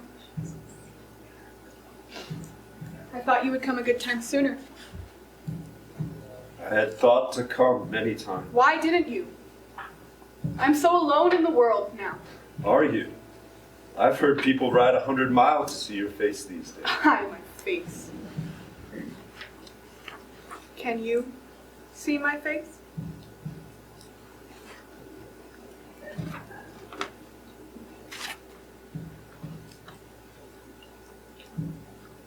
Then you're troubled. Have you come to mock me? No. No, I hear only that you go to the tavern every night and play shovelboard with the deputy governor, and they give you cider. I have once or twice played the shovelboard, but I have no joy in it. This is a surprise, Abby. I'd thought to find you gayer than this. I'm told a troop of boys go step for step with you wherever you walk these days. Aye, they do. But I have only lewd looks from the boys. And you like that not? I cannot bear lewd looks no more, John. My spirit's changed entirely. I ought to be given godly looks when I suffer for them as I do. Well, how do you suffer, Abby? Why, look at my leg. I'm holes all over from their damned needles and pins. The jab your wife gave me is not yet healed, you know. Oh, it isn't. I think sometimes she pricks it open again while I sleep. And George Jacobs, he comes to me again and again and raps me with his stick. The same spot every night this week. Look at the lump I have. Abby, George Jacobs is in the jail all this month. Thank God he is. And bless the day he hangs and lets me sleep in peace again. John, the world is so full of hypocrites. They pray in jail. I'm told they all pray in jail. They may not pray. And torture me in my bed while sacred words are coming from their mouths. It will take God himself to cleanse this town properly. Abby, you mean to cry out still others? If I live, if I am not murdered, I surely will. Until the last hypocrite is dead. Then there is no one good. Aye, there is one. You are good. Am I? How am I good? Why, you taught me goodness. Therefore you are good. It were a fire you walked me through, and all my ignorance was burned away. It were fire, John. We lay in fire. And from that night, no woman dare call me wicked anymore, but I knew my answer. I used to weep for my sins when the wind lifted up my skirts, and blushed for shame when some old Rebecca called me loose. And then you burned my ignorance away. As bare as some December tree, I saw them all walking like saints to church, running to feed the sick and hypocrites in their hearts. And God gave me the strength to call them liars. And God made men to listen to me, and by God I will scrub the world clean for the love of Him. John, I will make you such a wife when the world is white again. You will be amazed to see me every day, a light of heaven in your house. Why are you cold? My wife goes to trial in the morning, Abigail. Your wife?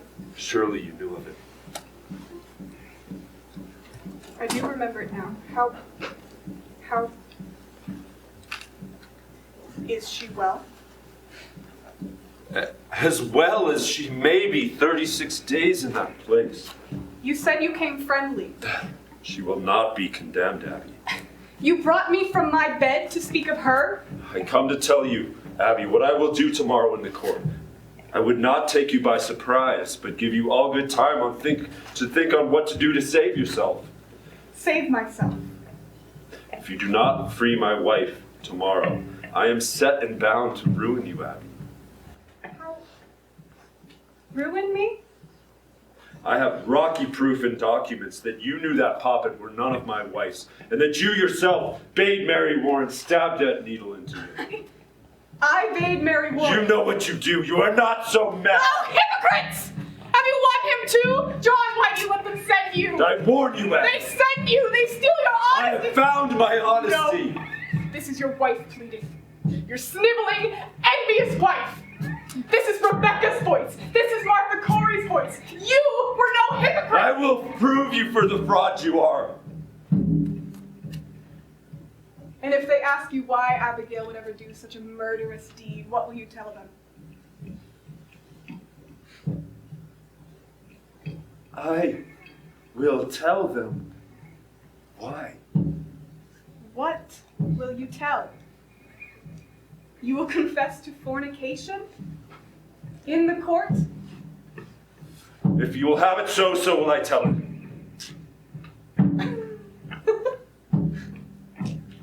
I say I will. If you can still hear this, can you hear? You will tell the court. You are blind to spirits. You cannot see them anymore.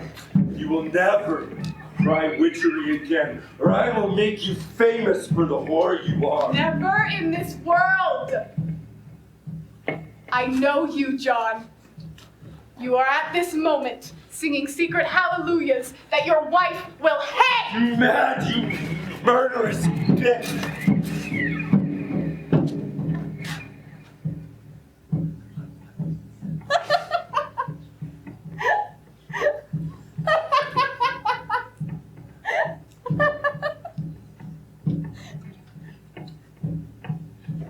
Oh, how hard it is when pretense falls. But it falls, it falls. You have done your duty by her. I hope it is your last hypocrisy. I pray you will come again for me with sweeter news. I know you will, now that your duty is done. Good night, John.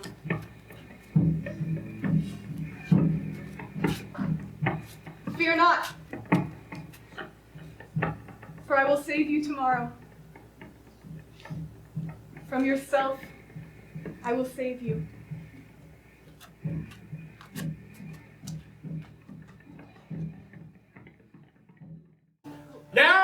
Arthur Corey, there is abundant evidence in our hands to show that you have given yourself to the raiding of fortunes. Do you deny it?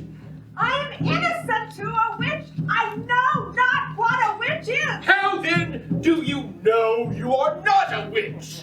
If I were, I'd know it. Why do you hurt these children? I do not hurt the children. I squirt it. I have evidence to the court. You will keep your seat.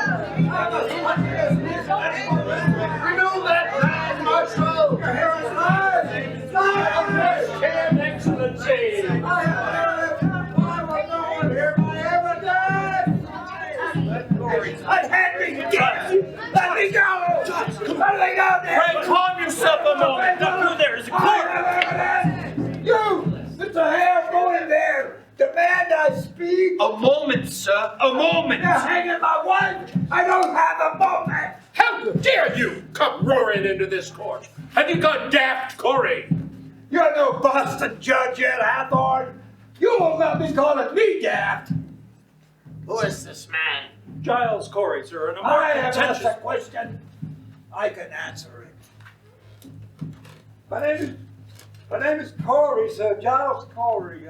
I have 600 acres, and timber in addition. And that's my wife, you condemn it.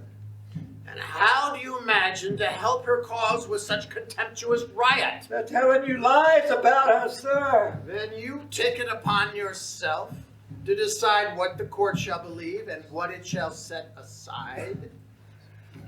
We mean no disrespect for the court, for the Disrespect indeed. It is disruption, sir. This is the highest court of the supreme government of this province. Do you know it? I only said she was reading books, and they come into my house and they take her away from pigs. Books? What books? Martha's my third wife, sir.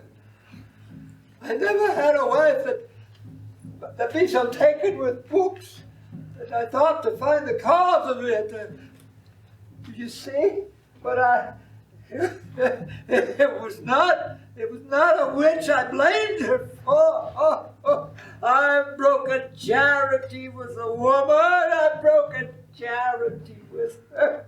Excellency, he claims hard evidence for his wife's defense.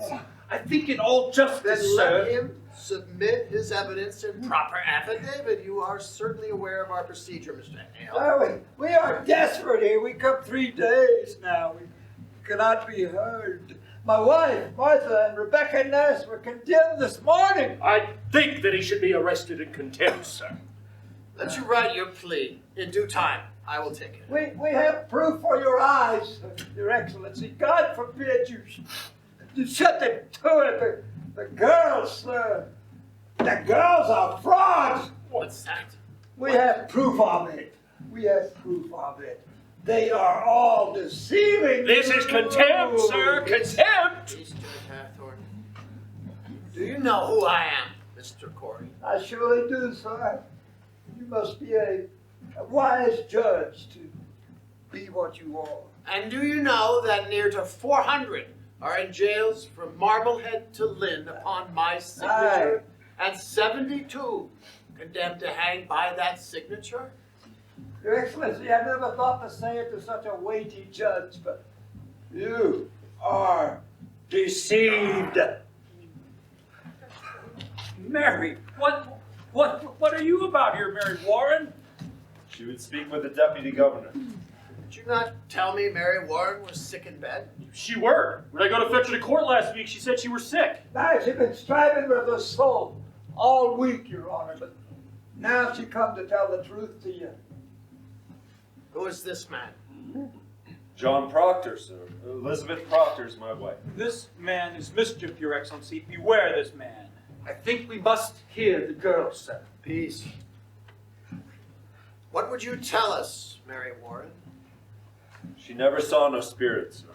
Never saw no spirit. Never! She has signed a deposition, sir. I accept no depositions. Tell me, Mr. Proctor, have you given this story out in the village? We have not. They've come to overthrow the court, Your Honor, and I this pray man... you, Mr. Paris. Do you know, Mr. Proctor, that the entire contention of the state in these trials is that the voice of heaven is speaking through these children? I know that, sir. And you, Mary Warren, how came you to cry out people sending their spirits against you? It were pretense, sir. I cannot hear you. It were pretense, she says. Indeed. And the other girls? Susanna Walcott and the others? They are also pretending? Aye, sir. Indeed. Now, Mr. Proctor, I'll tell you straight. I have seen miracles in this court. I have seen people choked by spirits before my eyes. I have seen them stuck by needles and slashed by daggers. And not until this moment have I any reason to believe the children are deceiving me. Do you understand my meaning? Excellency, does it not strike upon you that so many of these women have lived so long with such upright reputation? And do you read the gospel, Mr. Proctor? I read the gospel. I think not, or you should surely know that Cain were an upright man, and yet he did kill Abel. Aye. God tells us that. But who tells us that Rebecca Nurse murdered 7 babies by sending out her spirit on them? It is the children only, and this one will swear she lied to you. Judge Hathorne. Sir. Aye, she is the one. Mr. Proctor, this morning your wife sent me a claim that says she is pregnant now. My wife? Pregnant? There be no sign of it. We have examined her body. But if she says she is pregnant, then she must be. That woman will never lie, Mr. Danforth. She will not? Never, sir, never. Mr. Proctor, if I should tell you now that I will let your wife be kept another month, and if she begin to show her natural signs, you shall have her living yet another year until she is delivered. What say you to that? Come, man. You say your only purpose is to save your wife. Good then. She is saved at least this year, and a year is long. What say you? Well, it is done now. Will you drop this charge?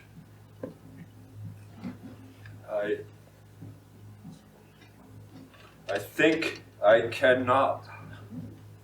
And your purpose is somewhat larger? He's come to overthrow the court, sir. These are my friends. Their wives are also... I judge you not, sir. I'm ready to hear your evidence. I come not to hurt the court. I only... Marshal, go into the court. Bid Judge Sewell and Judge Staunton declare recess. And let them go to tavern, if they will. All prisoners and witnesses are to be kept in the building. If you'll forgive me, Your Honor, I've known him my whole life. He's a good man, sir. I'm sure of it, Marshal. Now, now, what deposition do you have for us, Mr. Proctor? And I bid you be clear, open as the sky, and honest. I'm no lawyer, so I'll... The pure in heart need no lawyer. Proceed as you will. Will you read this first, sir? It's a sort of testament. The people signing it declare their good opinion of Rebecca and my wife and Martha Corey. Their good opinion? These are all covenant people, land holding farmers, members of the church.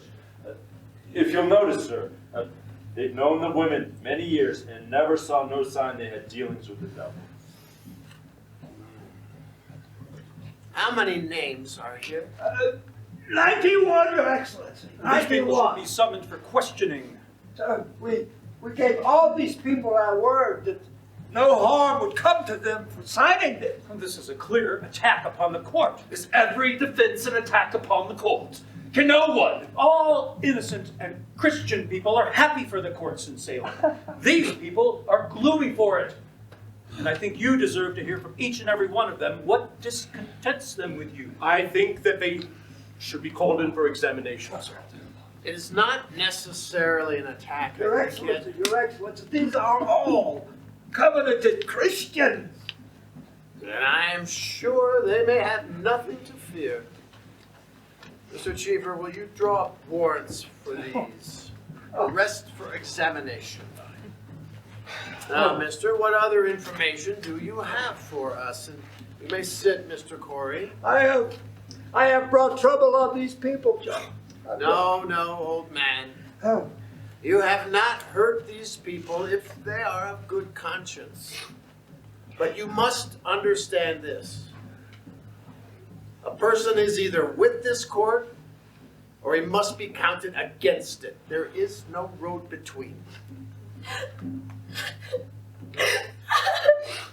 Oh, she's not hardy, I see. No, she's not. Now, remember the angel Raphael, what he say to the boy Tobias. Remember it. Do that which is good, and no harm shall come to thee. Oh, man, we wait you. John, my deposition. Give it mine. Yeah, aye. This is Mr. Corey's deposition.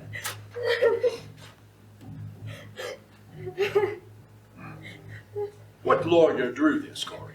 You know I've never hired no lawyer in my life, Hathor. Well, it is very well phrased. My compliments, Mr. Corey. Mr. Paris, if Mr. Putnam is in the court, bring him in. You have no legal training, Mr. Corey? I am the best, Your Honor.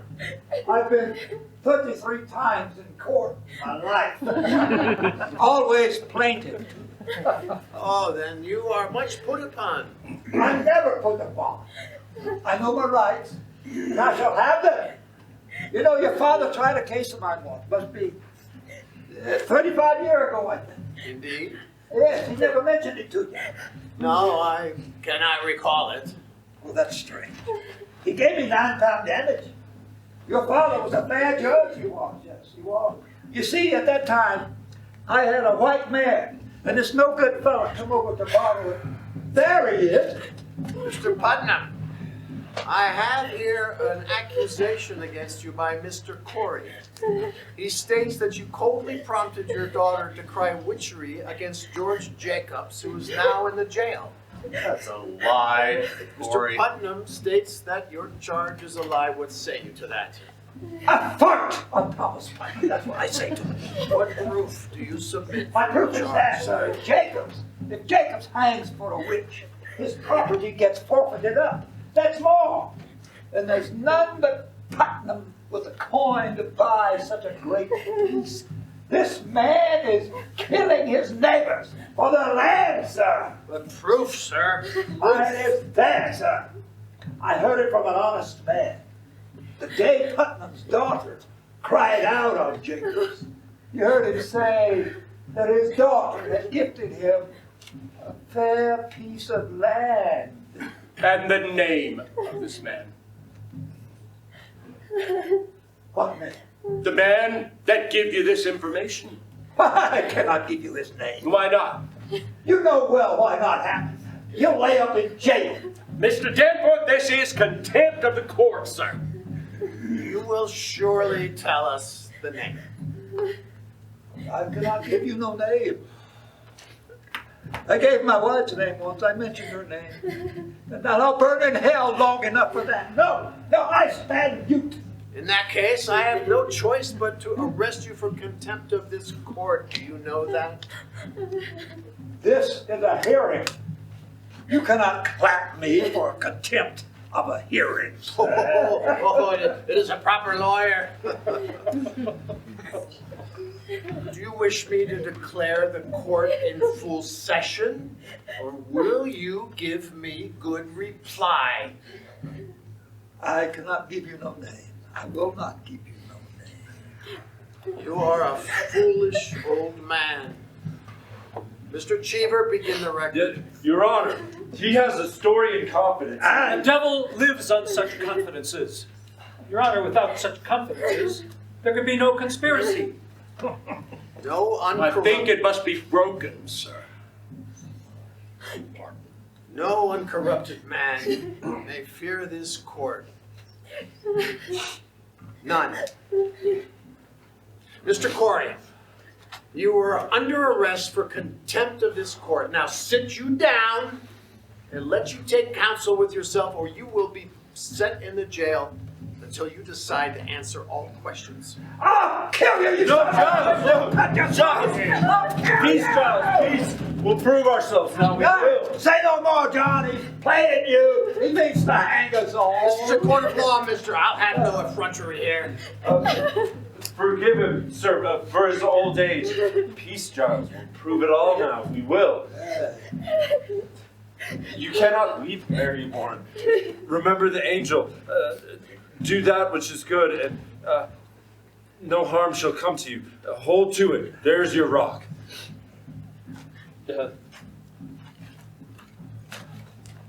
This is Mary Warren's deposition.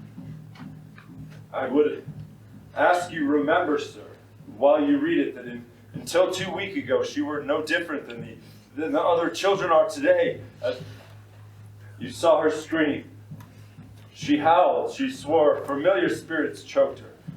She even testified that Satan, in the form of women now in jail, tried to win her soul away, and then when she refused... We know all this. Aye, sir. She swears now she never saw Satan, nor any spirit, vague or clear, that Satan may have sent to hurt her. And she declares her friends are lying now. Excellency, a moment. I think this goes to the heart of the matter. It surely does. Cannot say he is an honest man. I know him little. But in all justice, sir, a claim so weighty cannot be argued by a farmer. In God's name, sir, send him home and let him come again with a lawyer. Now look you, Mr. Hale. Excellency, I have signed 72 death warrants. I am a minister of the Lord, and I dare not take a life without there be proof.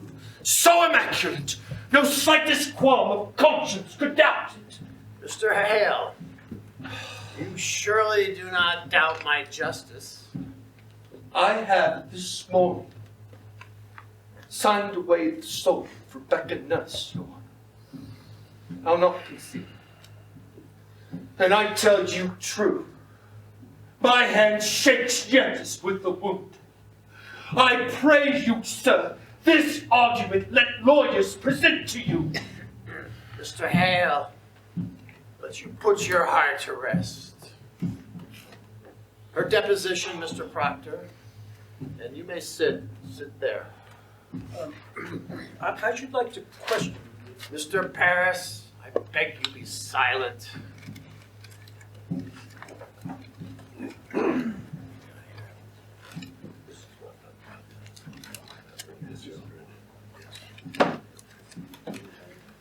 Mr. Cheever, will you go into the court and bring the children out? Mary Warren, how came you to this turnabout? Has Mr. Proctor threatened you for this deposition? No, sir. Has he ever threatened you? No, sir. Has he threatened you? No, sir. Then you tell me that you sat in my court callously lying when you knew people would hang by your evidence? Answer me! I did, sir. How were you raised in your life? Do you not know that God damns all liars? Or is it now that you lie? No, sir. I'm with God now. You are with God now. Aye, sir. I tell you this. You are either lying now or you are lying in the court. And in either case, you have committed perjury and you will go to jail for it. You cannot lightly say you lied, Mary. Do you know that? I cannot lie no more. I am with God. I am with God. Ruth Putnam's not in the court, sir. Or the other children. These will be sufficient. Sit you down, children.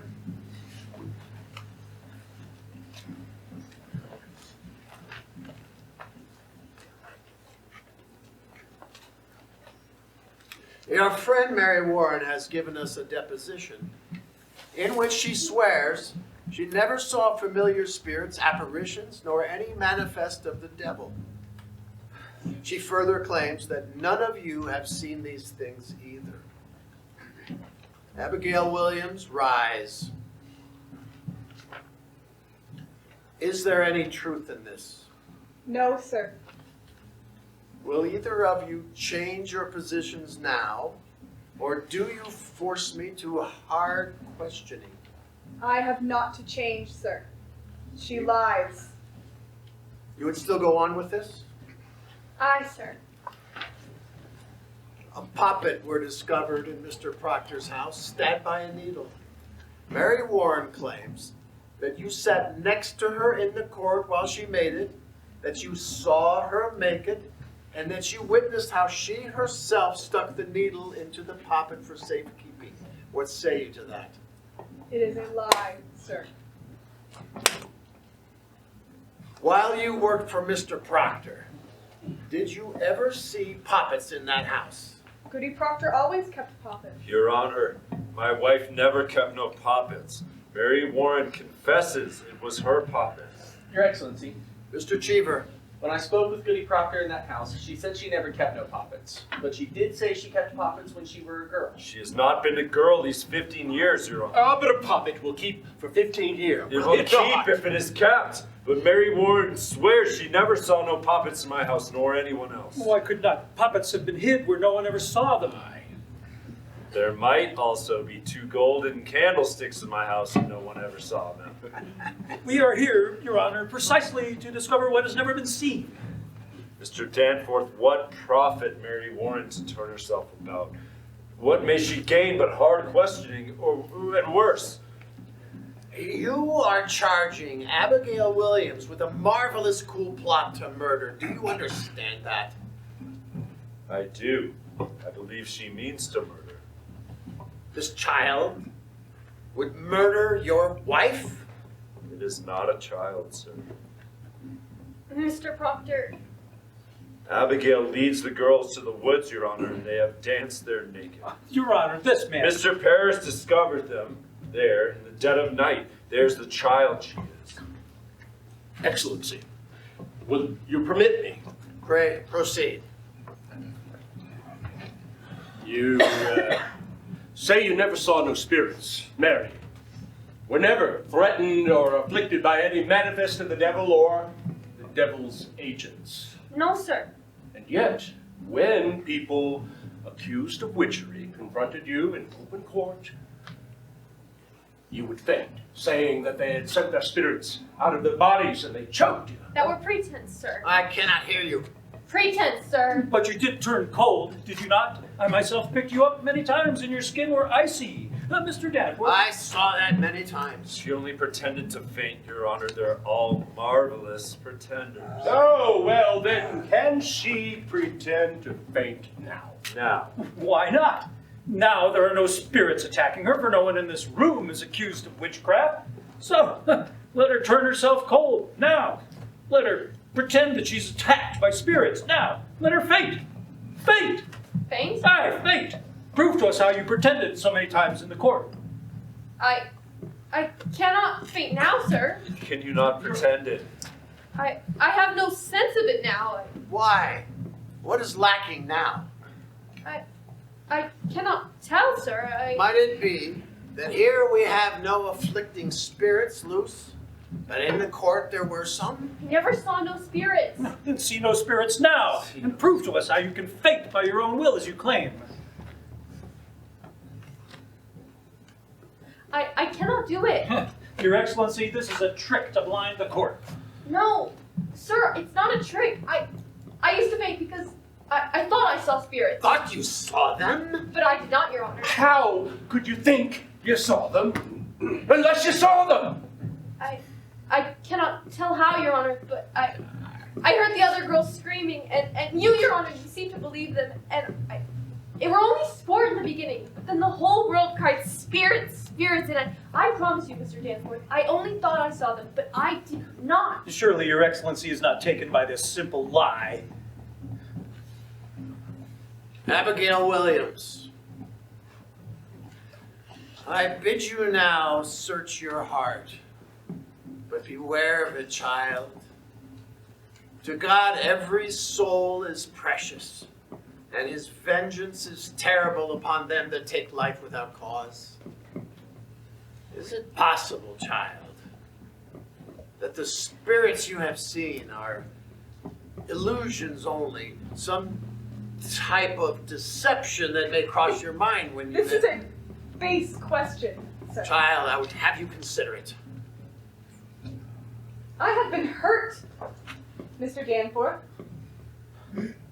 I have seen my blood running out. I have been near to murdered every day because I've done my duty pointing out the devil's people. And this is my reward? To be mistrusted, denied, questioned? Child, I do not mistrust. Let you beware, Mr. Danforth. Think you be so mighty that the powers of hell may not turn your wits? Beware of it.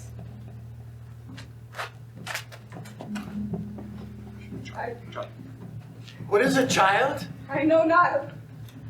A cold wind has come. Abby, Your Honor, I freeze. They're pretending. She is cold, Your Honor. Contracting. Mary, do you send the shadow on me? Lord, save me. I freeze. Abby, don't do that. Mary Warren, do you witch her? I say, do you send your spirit out? Let me go, Mr. Proctor. I cannot. Oh, Heavenly Father, take away this shadow! Whore! How dare you call heaven? Man, what do you say? It is a whore. Now, here! You charge... Mr. Danforth, he's lying. Mark her. Now she'll suck a scream to stab me with. You will prove this. This will not pass. I have known her, sir. I have known her. Oh. You are a lecher? John, you cannot say No, Giles, it is true. True. She'll deny it, but you'll believe me. A man will not cast away his good name. You surely know that. In what time? In what time? In what place? In the proper place, where my beasts are bedded. 8 months now, sir. It is 8 months. She used to serve me in my house, sir. A man may think God sleeps, but God sees everything. I know that now. I beg you, sir, see her what she is. My wife, my dear good wife, took this girl soon after and put her out on the high road. And being what she is, a lump of vanity, sir. Excellency, forgive me. Forgive me. She thinks to dance with me on my wife's grave, and well, she might, for I have thought of her softly. God help me, I lusted. There is a promise in such sweat, but it is a whore's vengeance, and you must see it. I set myself entirely in your hands. I know you must see it now. My wife is innocent, except she know a whore when she see one.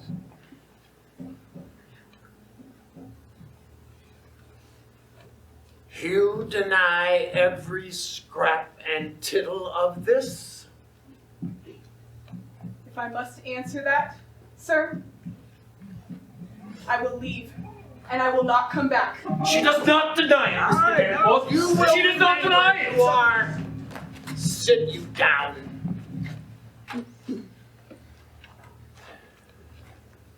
Mr. Paris. Sir. Go into the court and bring Goodwife Proctor out. And Mr. Paris, tell her not one word of what's been spoken here. They let you knock before you enter. Now we shall touch the bottom of this swamp. Your wife, you say, is an honest woman? In her life, sir, she have never lied. There are them that cannot sing, and them that cannot weep. My wife cannot lie. And when she put this girl out of your house, she put her out for a harlot? Aye, sir. And knew her for a harlot? She knew her for a harlot. Good then. And if she say it were for harlotry, child, may God spread his mercy on you. Hold!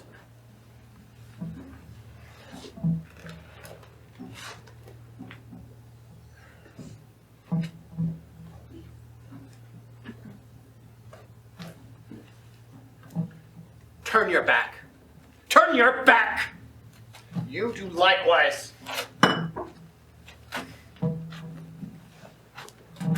Let neither of you turn to face Goody Proctor, and let no one in this room utter one word, nor make any gesture, aye or nay. Enter! Mr. Cheever, record this testimony in all exactness. Are you ready? Ready, sir. Come here, woman. Look at me and not at your husband. In my eyes only. Good, sir. We are given to understand that at one time you dismissed your servant, Abigail Williams. That is true, sir. For what cause did you dismiss her? She dissatisfied me and my husband. In what way dissatisfied you? Was she slovenly, lazy? What disturbance did she cause? Your Honor, in that time I was sick, and my husband is a good and righteous man. He is never drunk as some are, nor wasting his time at the shovelboard, but always at his work. But in my sickness, you see, sir, I were a long time sick after my last baby, and I thought I saw my husband somewhat turning from me, and this girl. Look at me! Aye, sir, Abigail Williams. What of Abigail Williams? I came to think he fancied her, and so one night I lost my wits, I think, and I put her out on the high road. Your husband, did he indeed turn from you? My husband is a goodly man, sir. Then he did not turn from you. He... Woman, look at me! To your own knowledge, did John Proctor ever commit the crime of lechery? Answer my question. Is your husband a lecher? No, sir. Elizabeth! Tell the truth, Elizabeth. She has spoken. Remove her. Elizabeth, I have confessed it. She only thought to save my name. Excellency, it is a natural lie to tell. I beg you stop now before another is condemned. I may shut my conscience to it no more. Private vengeance is working through this testimony. From the beginning, this man has struck me true, and I believe him now. By my oath to heaven, I believe him. And I pray you call back his wife. She spoke nothing of lechery, and this man lies. I believe him. I would turn my face from it no more. This girl has always struck me false. She! You will not! What is Be gone, I say! What is it, child? Where? What's there? It's on the beam behind the raptor. Where? Why? Why do you come, yellow bird? Where's a bird? I see no bird. My face! Mr. My Hale, face! do you see a bird? But you cannot want to tear my face! God made my face! Envy is a deadly sin, Mary! Abby! No, Mary, it is a black art to change your shape! No, I cannot stop my mouth! It is God's work I do! Abby, I'm here! They're pretending. Mary, please don't come down! Her claws! She's stretching her claws! Lies! Mary, Lies! please don't hurt me! I'm not hurting her! Why does she see this vision? You cannot believe them. She sees nothing! She sees nothing! Abby, you mustn't! Abby, you mustn't! I'm here! I'm here! I'm here! I'm here! Mary, draw out. Draw back your spirit out of them. Mr. Danforth! Mr. Danforth! Have you compacted with the devil? Have you? Never, never! Never, never! Abby, stop it! Abby, stop it! Stop it! Stop it! Stop it! Stop it! A little while ago, you were afflicted. Now it seems you afflicted others. Where did you find this power? I have no power. I have no power. They're calling you, mister. Why did you turn about this past 2 weeks? You have seen the devil, have you not? You have seen the devil. You have made compact with Lucifer, have you not? Give me a whip, I'll stop it. Yes. I cannot hear you. What do you say? Mary, God damns all confess liars. yourself or you will hang. Do you know who I am? I say you will hang if you do not open with me. God damns liars, Mary. Remember the angel. The witch! Do that which Ruins my friend! Mary, please, don't! She's going to come down! She's blocking the beam! Look out! Mary. She's coming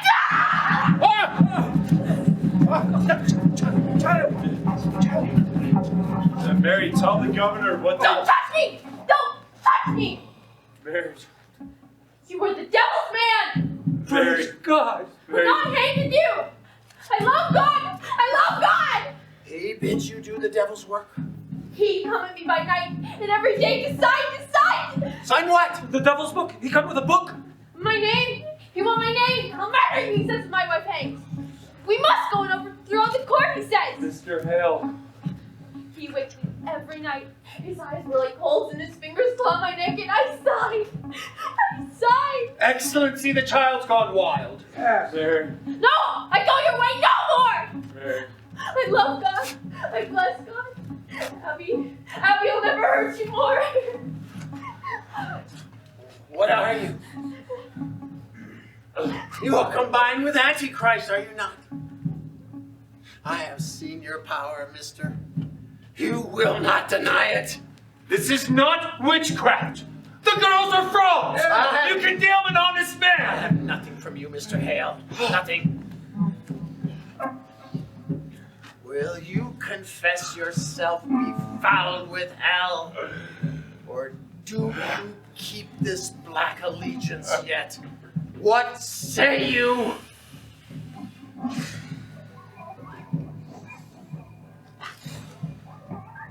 I say,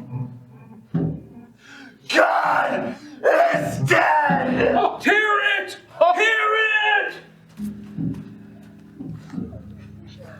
A fire!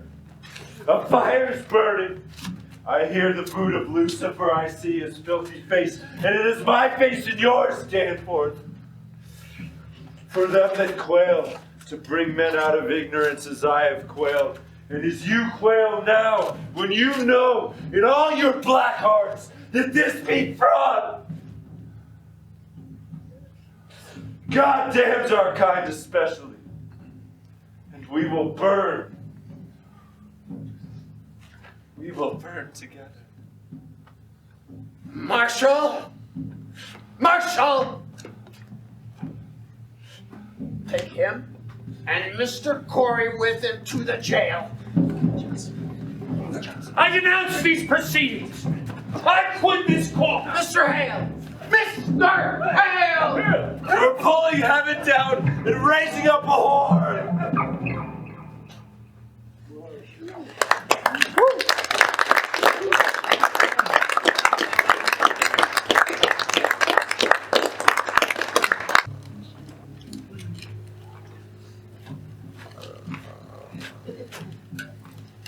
Sir!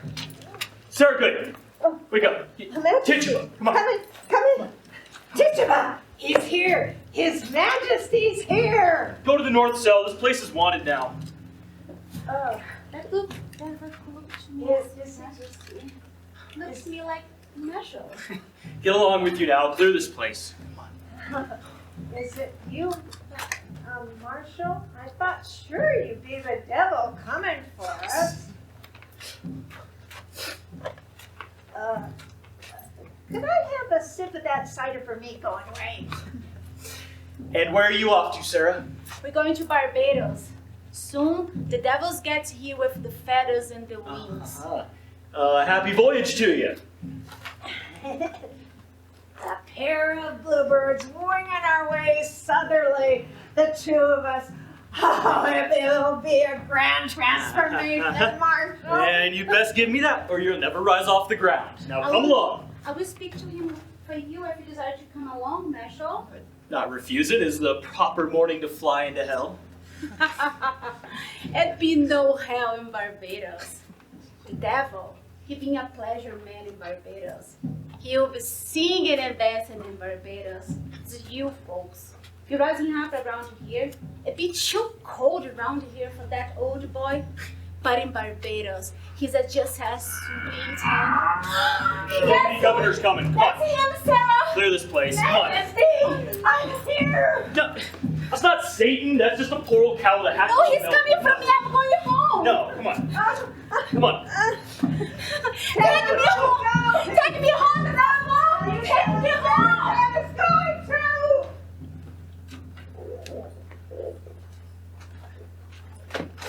Morning, Excellency.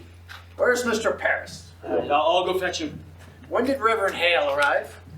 We're toward midnight, I think. What is he about here? He goes among them that will hang and prays with them. And Mr. Paris with him. He sits with Goody Nurse now. Marshal, that man had no authority to enter here. Why have you let him in? Why, Mr. Paris command me, sir. I cannot deny him. Are you drunk, Marshal? No, sir. It's just a bitter night, and I have no fire here yet. And... Fetch Mr. Paris. Aye, sir. There's a prodigious stench in here. I have just now cleared out the people for you. Beware hard drink, Marshal. Aye, sir. Excellency, let you question Hale. I should not be surprised that if he had been preaching in Andover lately. We'll come to that. Speak nothing of Andover. Paris prays with him. That's strange. Paris has a mad look about him these days. Mad? What? Yesterday, I met him coming out of his house and I bid him good morning. And he wept and went on his way. I think that it is not well the village sees him so unsteady. Perhaps he has some sorrow. I think it'd be the cows, sir. Cows? There be so many cows wandering the high roads now that their masters are in the jail. Much disagreement who they will belong to now. I know Mr. Paris were arguing with farmers all yesterday. There's great contention, sir, about the cows. Contention make him weep, or we're always the man that weep for contention. Oh, good morning, sir. I thank you for coming. I beg your pardon for waking you so early. Well, good morning, Judge Hatham. Mr. Paris, Your Reverend Hale Excellency. have no authority to enter here. Your Excellency, a moment. You leave him alone with the prisoners? What is his business here? Excellency, hear me. It is a providence. Reverend Hale has returned to bring Rebecca Norse to God. He bids her confess? Excellency, hear me. Rebecca have not given me word this 3 months since she came, but now she sits with him and her sister and Martha Corey and 2 or 3 others, and he pleads with them, confess their crimes and save their lives. This is indeed a providence. And they soften? They soften? Not yet, not yet. But I thought to summon you, sir, that we might think upon whether it be not wise to... Well, there is news, sir, that the court must reckon with. My niece, I believe she is vanished. Vanished? I thought to inform you of it earlier in the week. Well, how long is she gone? This be the 3rd night, and Mercy Lewis is gone too. I will send a party for them. Where may they be? I think they be aboard a ship, sir. My daughter tells me now she heard them speaking of ships last week, and tonight I discover my strong box is broke into. She have robbed you? My 31 pound is gone. I'm penniless. Oh, Mr. Paris, you are a brainless man. It profit nothing. You should blame me. I cannot think that they would run off, except that they fear to keep in Salem now, since the news of Andover is broken here. Andover is remedied. The court returns there on Friday and will resume examinations. I am sure of it, sir. But the news here speaks rebellion in Andover. There is no rebellion in Andover. I tell you what is said here, sir. Andover have thrown out the court, they say, and will have no part of witchcraft. There's a faction here feeding on that news, and I tell you true, sir, I fear it will bring a riot here. Riot? Why, at every execution I have seen naught but high satisfaction in the town. Judge Hathorne, it were another sort that hanged until now. Rebecca Nurse is no Bridget that lived 3 years with Bishop before she married him, and John Proctor is not Isaac Ward that drank his family to death. No. Let Rebecca stand on the gibbet and send up some righteous prayer, and I fear she'll wake up vengeance on you. There will be no postponement. But now that Reverend Hale's returned, there's hope, I think. For if he can bring even one of these to God, that confession surely damns the others in the public eye. And none may doubt more that they're all linked to hell. This way, unconfessed, claiming innocence, doubts are multiplied. Many honest people will weep for them. Our good purpose is lost in their tears. Mr. Cheever, give me the list. It cannot be forgotten, sir, that when I summoned the congregation for John Proctor's excommunication, there were hardly 30 people came to hear it. Now that speaks of discontent, I think. There will be no postponement. Excellency. Now, sir, in your opinion, which of these may be brought to God? I will myself strive with them till dawn. There's not sufficient time until dawn. I will do my utmost. Which of these do you have hope for? Excellency, a dagger. What do you say? Tonight when I opened my door to leave my house, a dagger clattered to the ground. You cannot hang this sword, Your Excellency. There's danger. For me, I do not step outside at night. Accept my congratulations, Mr. Hale. We are glad to see you return to your good work. You must pardon them. They will not budge. Oh, you mistake me, sir. I cannot pardon these when 12 are already hanged for the same crime. It is not just. Rebecca will not confess. The sun will rise in a few minutes. Excellency, I must have more time. Now hear me, and beguile yourselves no more. I will hear no plea for pardon or postponement. Them that will not confess will hang. 12 are already executed. The names of these 7 are given out, and the village expects to see them die at dawn. While I speak God's law, I will not crack its voice with whimpering. If retaliation is your fear, know this. I would hang 10,000 who dare to rise against the law. An ocean of salt tears could not dampen the resolution of the statutes. Draw yourselves up like men and help me, as you are bound by heaven to do.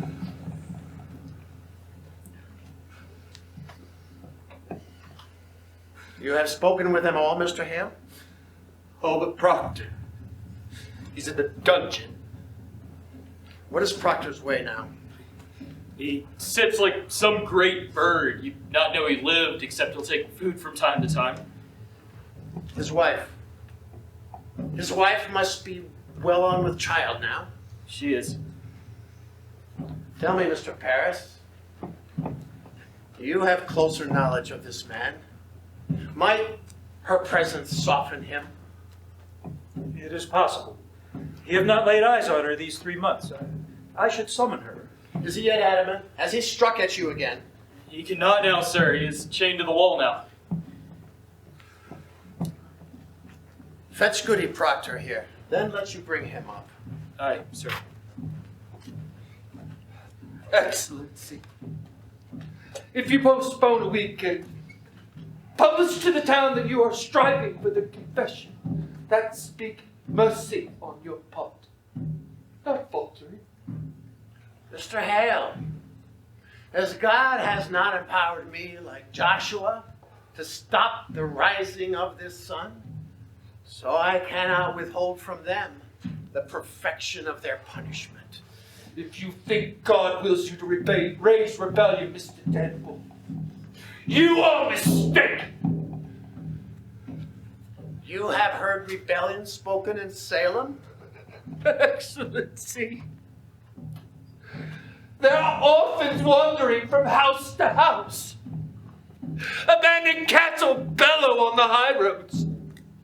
The stink of rotting crops hangs everywhere. And no man knows when the harlot's cry will end his life. And you wonder yet if rebellion spoke. Better you should wonder how they do not burn your prophets. Mr. Hale, have you preached in Andover this month? God, they have no need for me in Andover. You baffle me, sir. Why have you returned here? But it is all simple. I have come to do the devil's work. I have come to counsel Christians that they should belie themselves. There's blood on my head. Can you not see the blood on my head? Hush, hush. Goody Proctor, I hope you are hearty. I am yet 6 months before my time. Pray, be at your ease. We come not for your life now.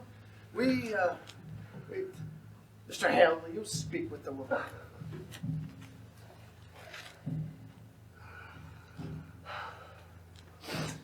Goody Proctor, your husband is marked to hang this morning. I have heard it. You know, do you not? I have no connection with the court. I come of my own, Goody Proctor. For I would save your husband's life. For if it is taken, I count myself his murderer. You understand? What do you want of me? Oh, Goody Proctor. I have gone these 3 months like our Lord to the wilderness. I have sought the Christian way. For damnation's doubled on a minister that counsels men to lie. It is not lie. You cannot say it is a lie. It is a lie. They are innocent. No more. I'll hear no more of that.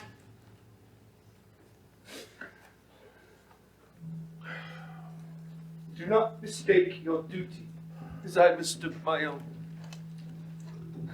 I came into this village like a bridegroom to his beloved, bearing gifts of high religion.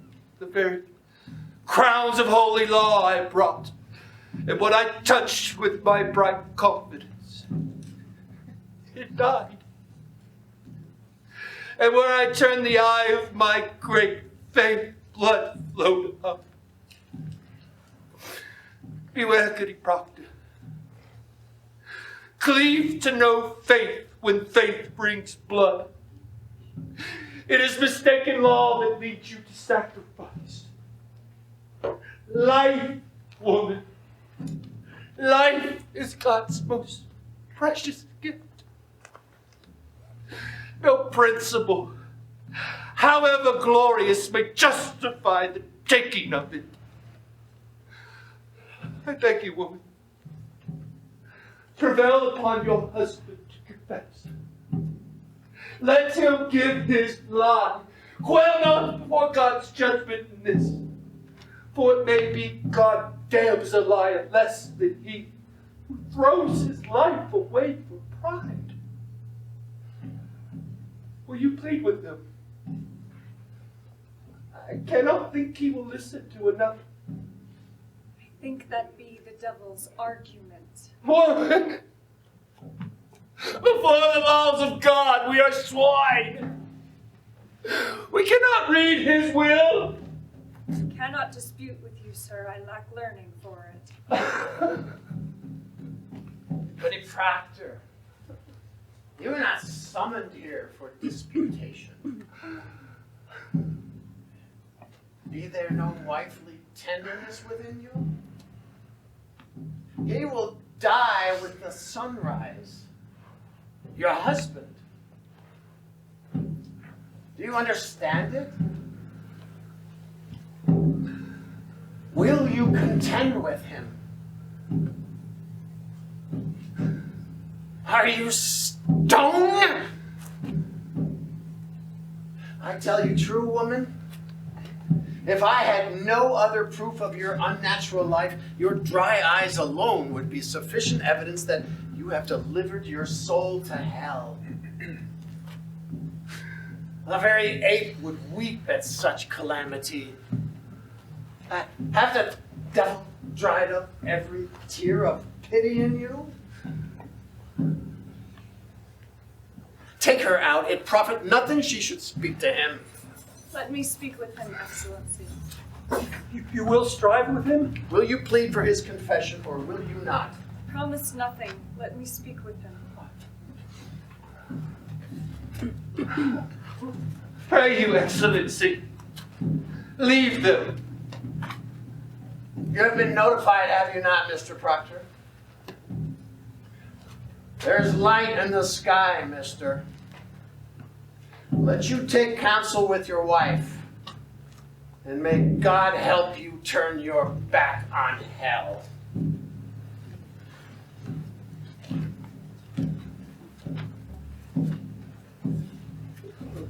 Mr. Proctor, if you should desire a cup of cider, I'm sure I can. God lead you now.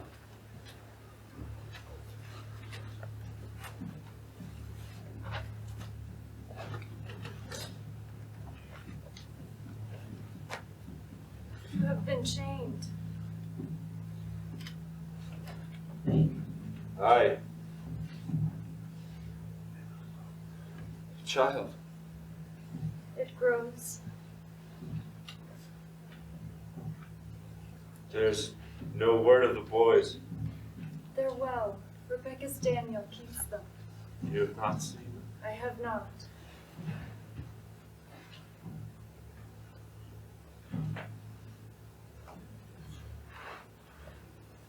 You are a marvel, Elizabeth. They come from my life now. I know it. None have yet confessed. There be many confessed. Who are they? There 100 or more. Isaiah Goodkind is one, Goody Ballard is one. There be many. Rebecca. Not Rebecca. She is 1 foot in heaven now. Naught may hurt her more. And Giles. You have not heard it? I hear nothing where I'm kept. Giles is dead.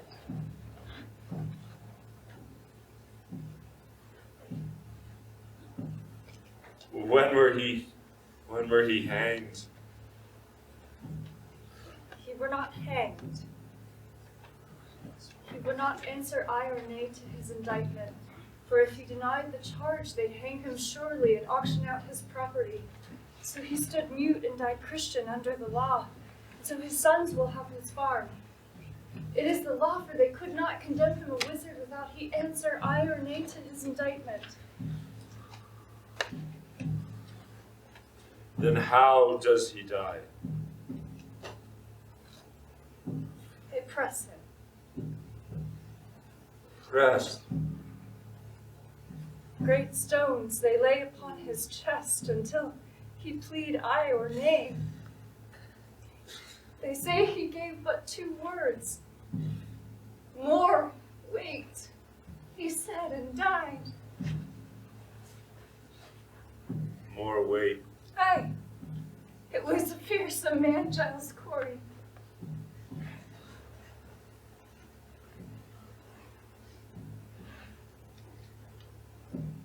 I have been thinking I would confess to them. What say you if I give them that? I cannot judge you, John. What would you have me do? As you will, I would have it. I want you living, that's sure. Giles' wife, have she confessed? She will not. It is a pretense, Elizabeth. What is? I cannot mount a gibbet like a saint. It is a fraud. I am no good man. My honesty is broke, Elizabeth. I am no good man. Nothing's spoiled by giving them this lie that were not wrought long before. You have not confessed until now that speak goodness in you. Spite only keeps me silent. It is hard to give a lie to dogs. I would have your forgiveness, Elizabeth. It is not for me to give. I would have you see some honesty in it. Let them that never lied die now to keep their souls. It is pretense for me, a vanity that will not blind God nor keep my children out of the wind. What say you? John, it come to naught that I should forgive you. Will you forgive yourself? It is your soul. Only be sure of this, for I know it now. Whatever you will do, it is a good man that does it. I have read my heart this 3 months. I have sins of my own to count. It need a cold wife to prompt lechery. Enough. No, better that you should know I will me. not hear it. I know you. You take my sins upon you. I take my own. I counted myself so plain, so poorly made, no honest love would come to me. Suspicion kissed you what I did. I never knew how to say my love. It were a cold house I kept. What say you, Proctor? The sun soon up. Do as you will, but let none be your judge. There be no higher judge under heaven than Proctor is. Forgive me, John. Forgive me. I never knew such goodness in the world.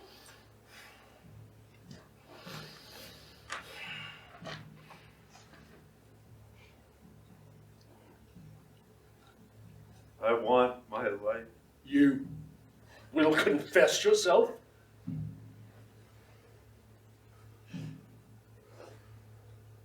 I will have my life. God be praised.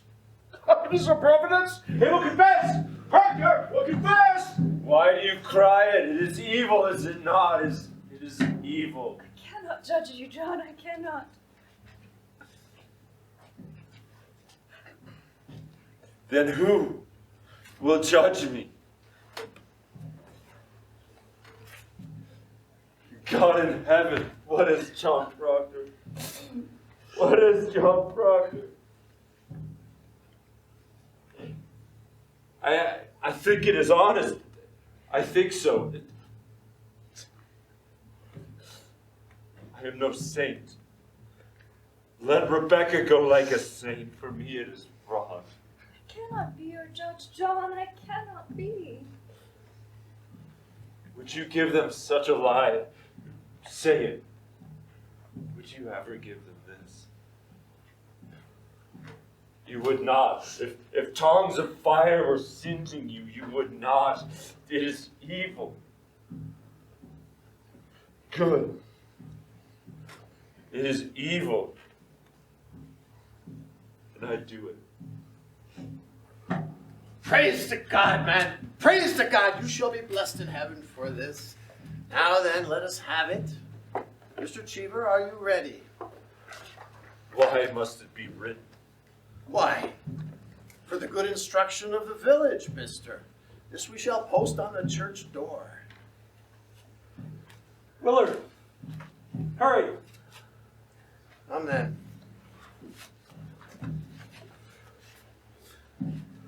Mr. Proctor, will you speak slowly and directly to the point for Mr. Cheever's sake? Mr. Proctor, have you seen the devil in your life? Come on, take courage. There's light in the sky. The town waits at the scaffold. I would give out this news. Did you see the devil? I did. Praise be to the Lord. And when he come to you, what were his demands? Did he bid you do his work upon the earth? He did. And you bound yourself to his service? Ah, Rebecca Nurse. Rebecca Nurse, come in, woman. Oh, John, you are alive then. Oh. Take courage, man. Let her witness your good example so that she may be brought to God herself. Now hear it, goody nurse. Say on, Mr. Proctor. Why, John, Take her out. Did you bind yourself to the devil's service? oh, John, God send his mercy on you. I did. Now surely, woman, you see it profit nothing to continue this conspiracy any further. Will you confess yourself with him? No. I say, will you confess yourself with him? It's a lie. It's a lie. How may I damn myself? I cannot. I cannot. Mr. Proctor, when the devil came to you, did you see Rebecca Nurse in his company? Come on, courage! Did you ever see her with the devil? No. Did you ever see her sister, Mary Easty, with the devil?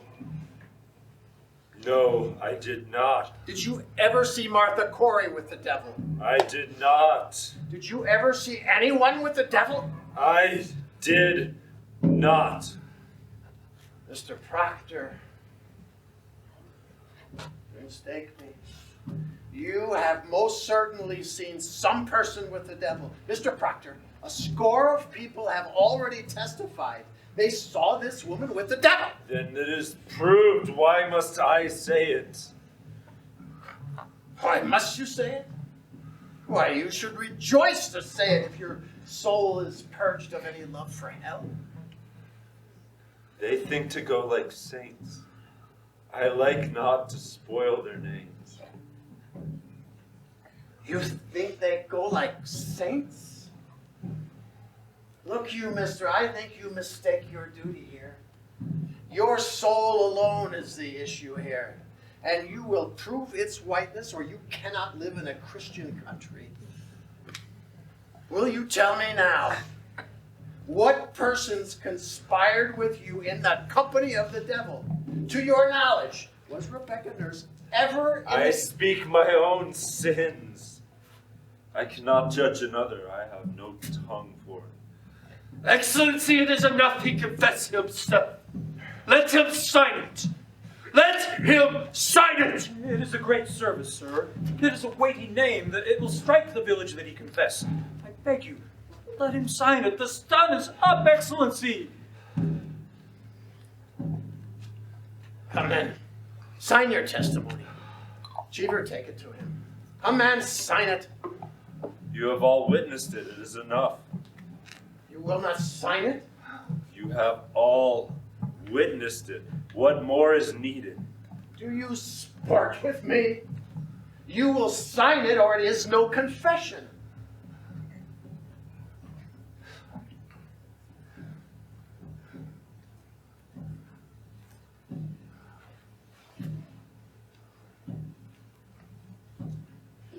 Your second name, man.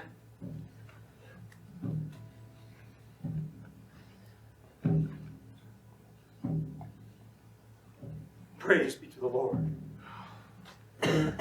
If you please, sir.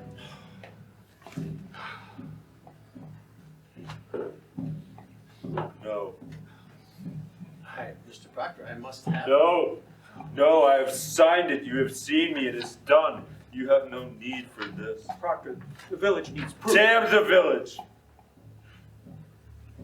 I confess to God, and God has seen my name on this. It is enough. No, sir, it is not. You came to save my soul, did you not? Here, I have confessed myself. It is enough. You have not. I have confessed myself. Is there no good penitence but it be public? God does not need my name nailed upon the church. God sees my name. God knows how black my sins are. It is enough. Mr. Proctor. You will not use me. I am no Sarah Good or Tituba. I am John Proctor. You will not use me. It is no part of salvation that you should use me. I do not wish to. I have 3 children. How may I teach them to walk like men in the world? And I sold my friends. You have not sold your friends. You'll beguile me not. I blacken all of them when this is nailed to the church. The very day they hang for silence. Mr. Proctor, I must have good and legal proof that you have. You are the high court. Your word is good enough. Tell them I confessed myself. Say Proctor broke his knees and wept like a child. Say what you will, but my name cannot. It is the same, is it not? If I report it or you sign to it? No. What others say and what I sign to is not the same. Why? Do you mean to deny this confession once you are free? I mean to deny nothing! Then explain to me, Mr. Proctor, why you will because not... it is my name! Because I cannot have another in my life, because I lie and sign myself to lies, because I am not worth the dust on the feet of them that hang. How may I live without my name? I have given you my soul. Leave me my name. Is that document a lie? If it is a lie, I will not accept it. I will not deal in lies, mister. You will give me your honest confession in my hand, or I cannot keep you from the rope. What way do you go, mister?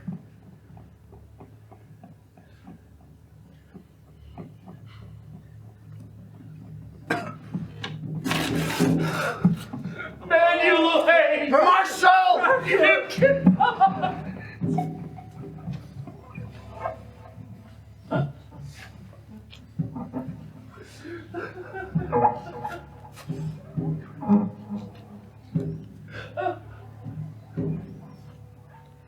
Pray God, it speaks some goodness for me.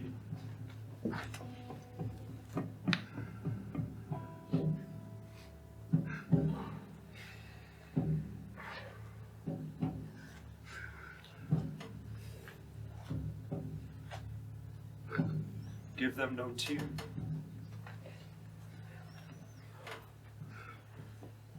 Show them a heart of stone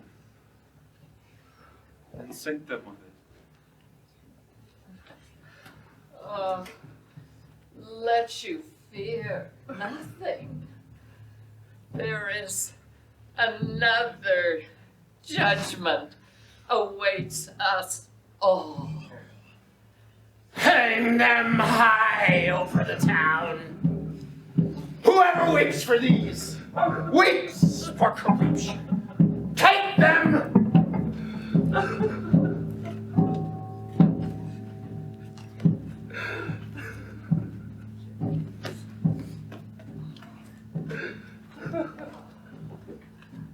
I have not had my breakfast yet.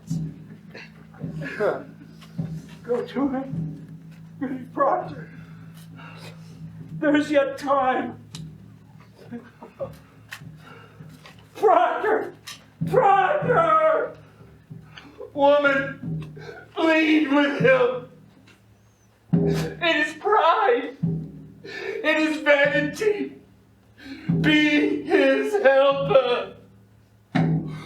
What profit him to bleed? Shall the dust praise him? Will the worms declare his truth? Go to hell. Take his shame away. He have his goodness now. God forbid I take that from him.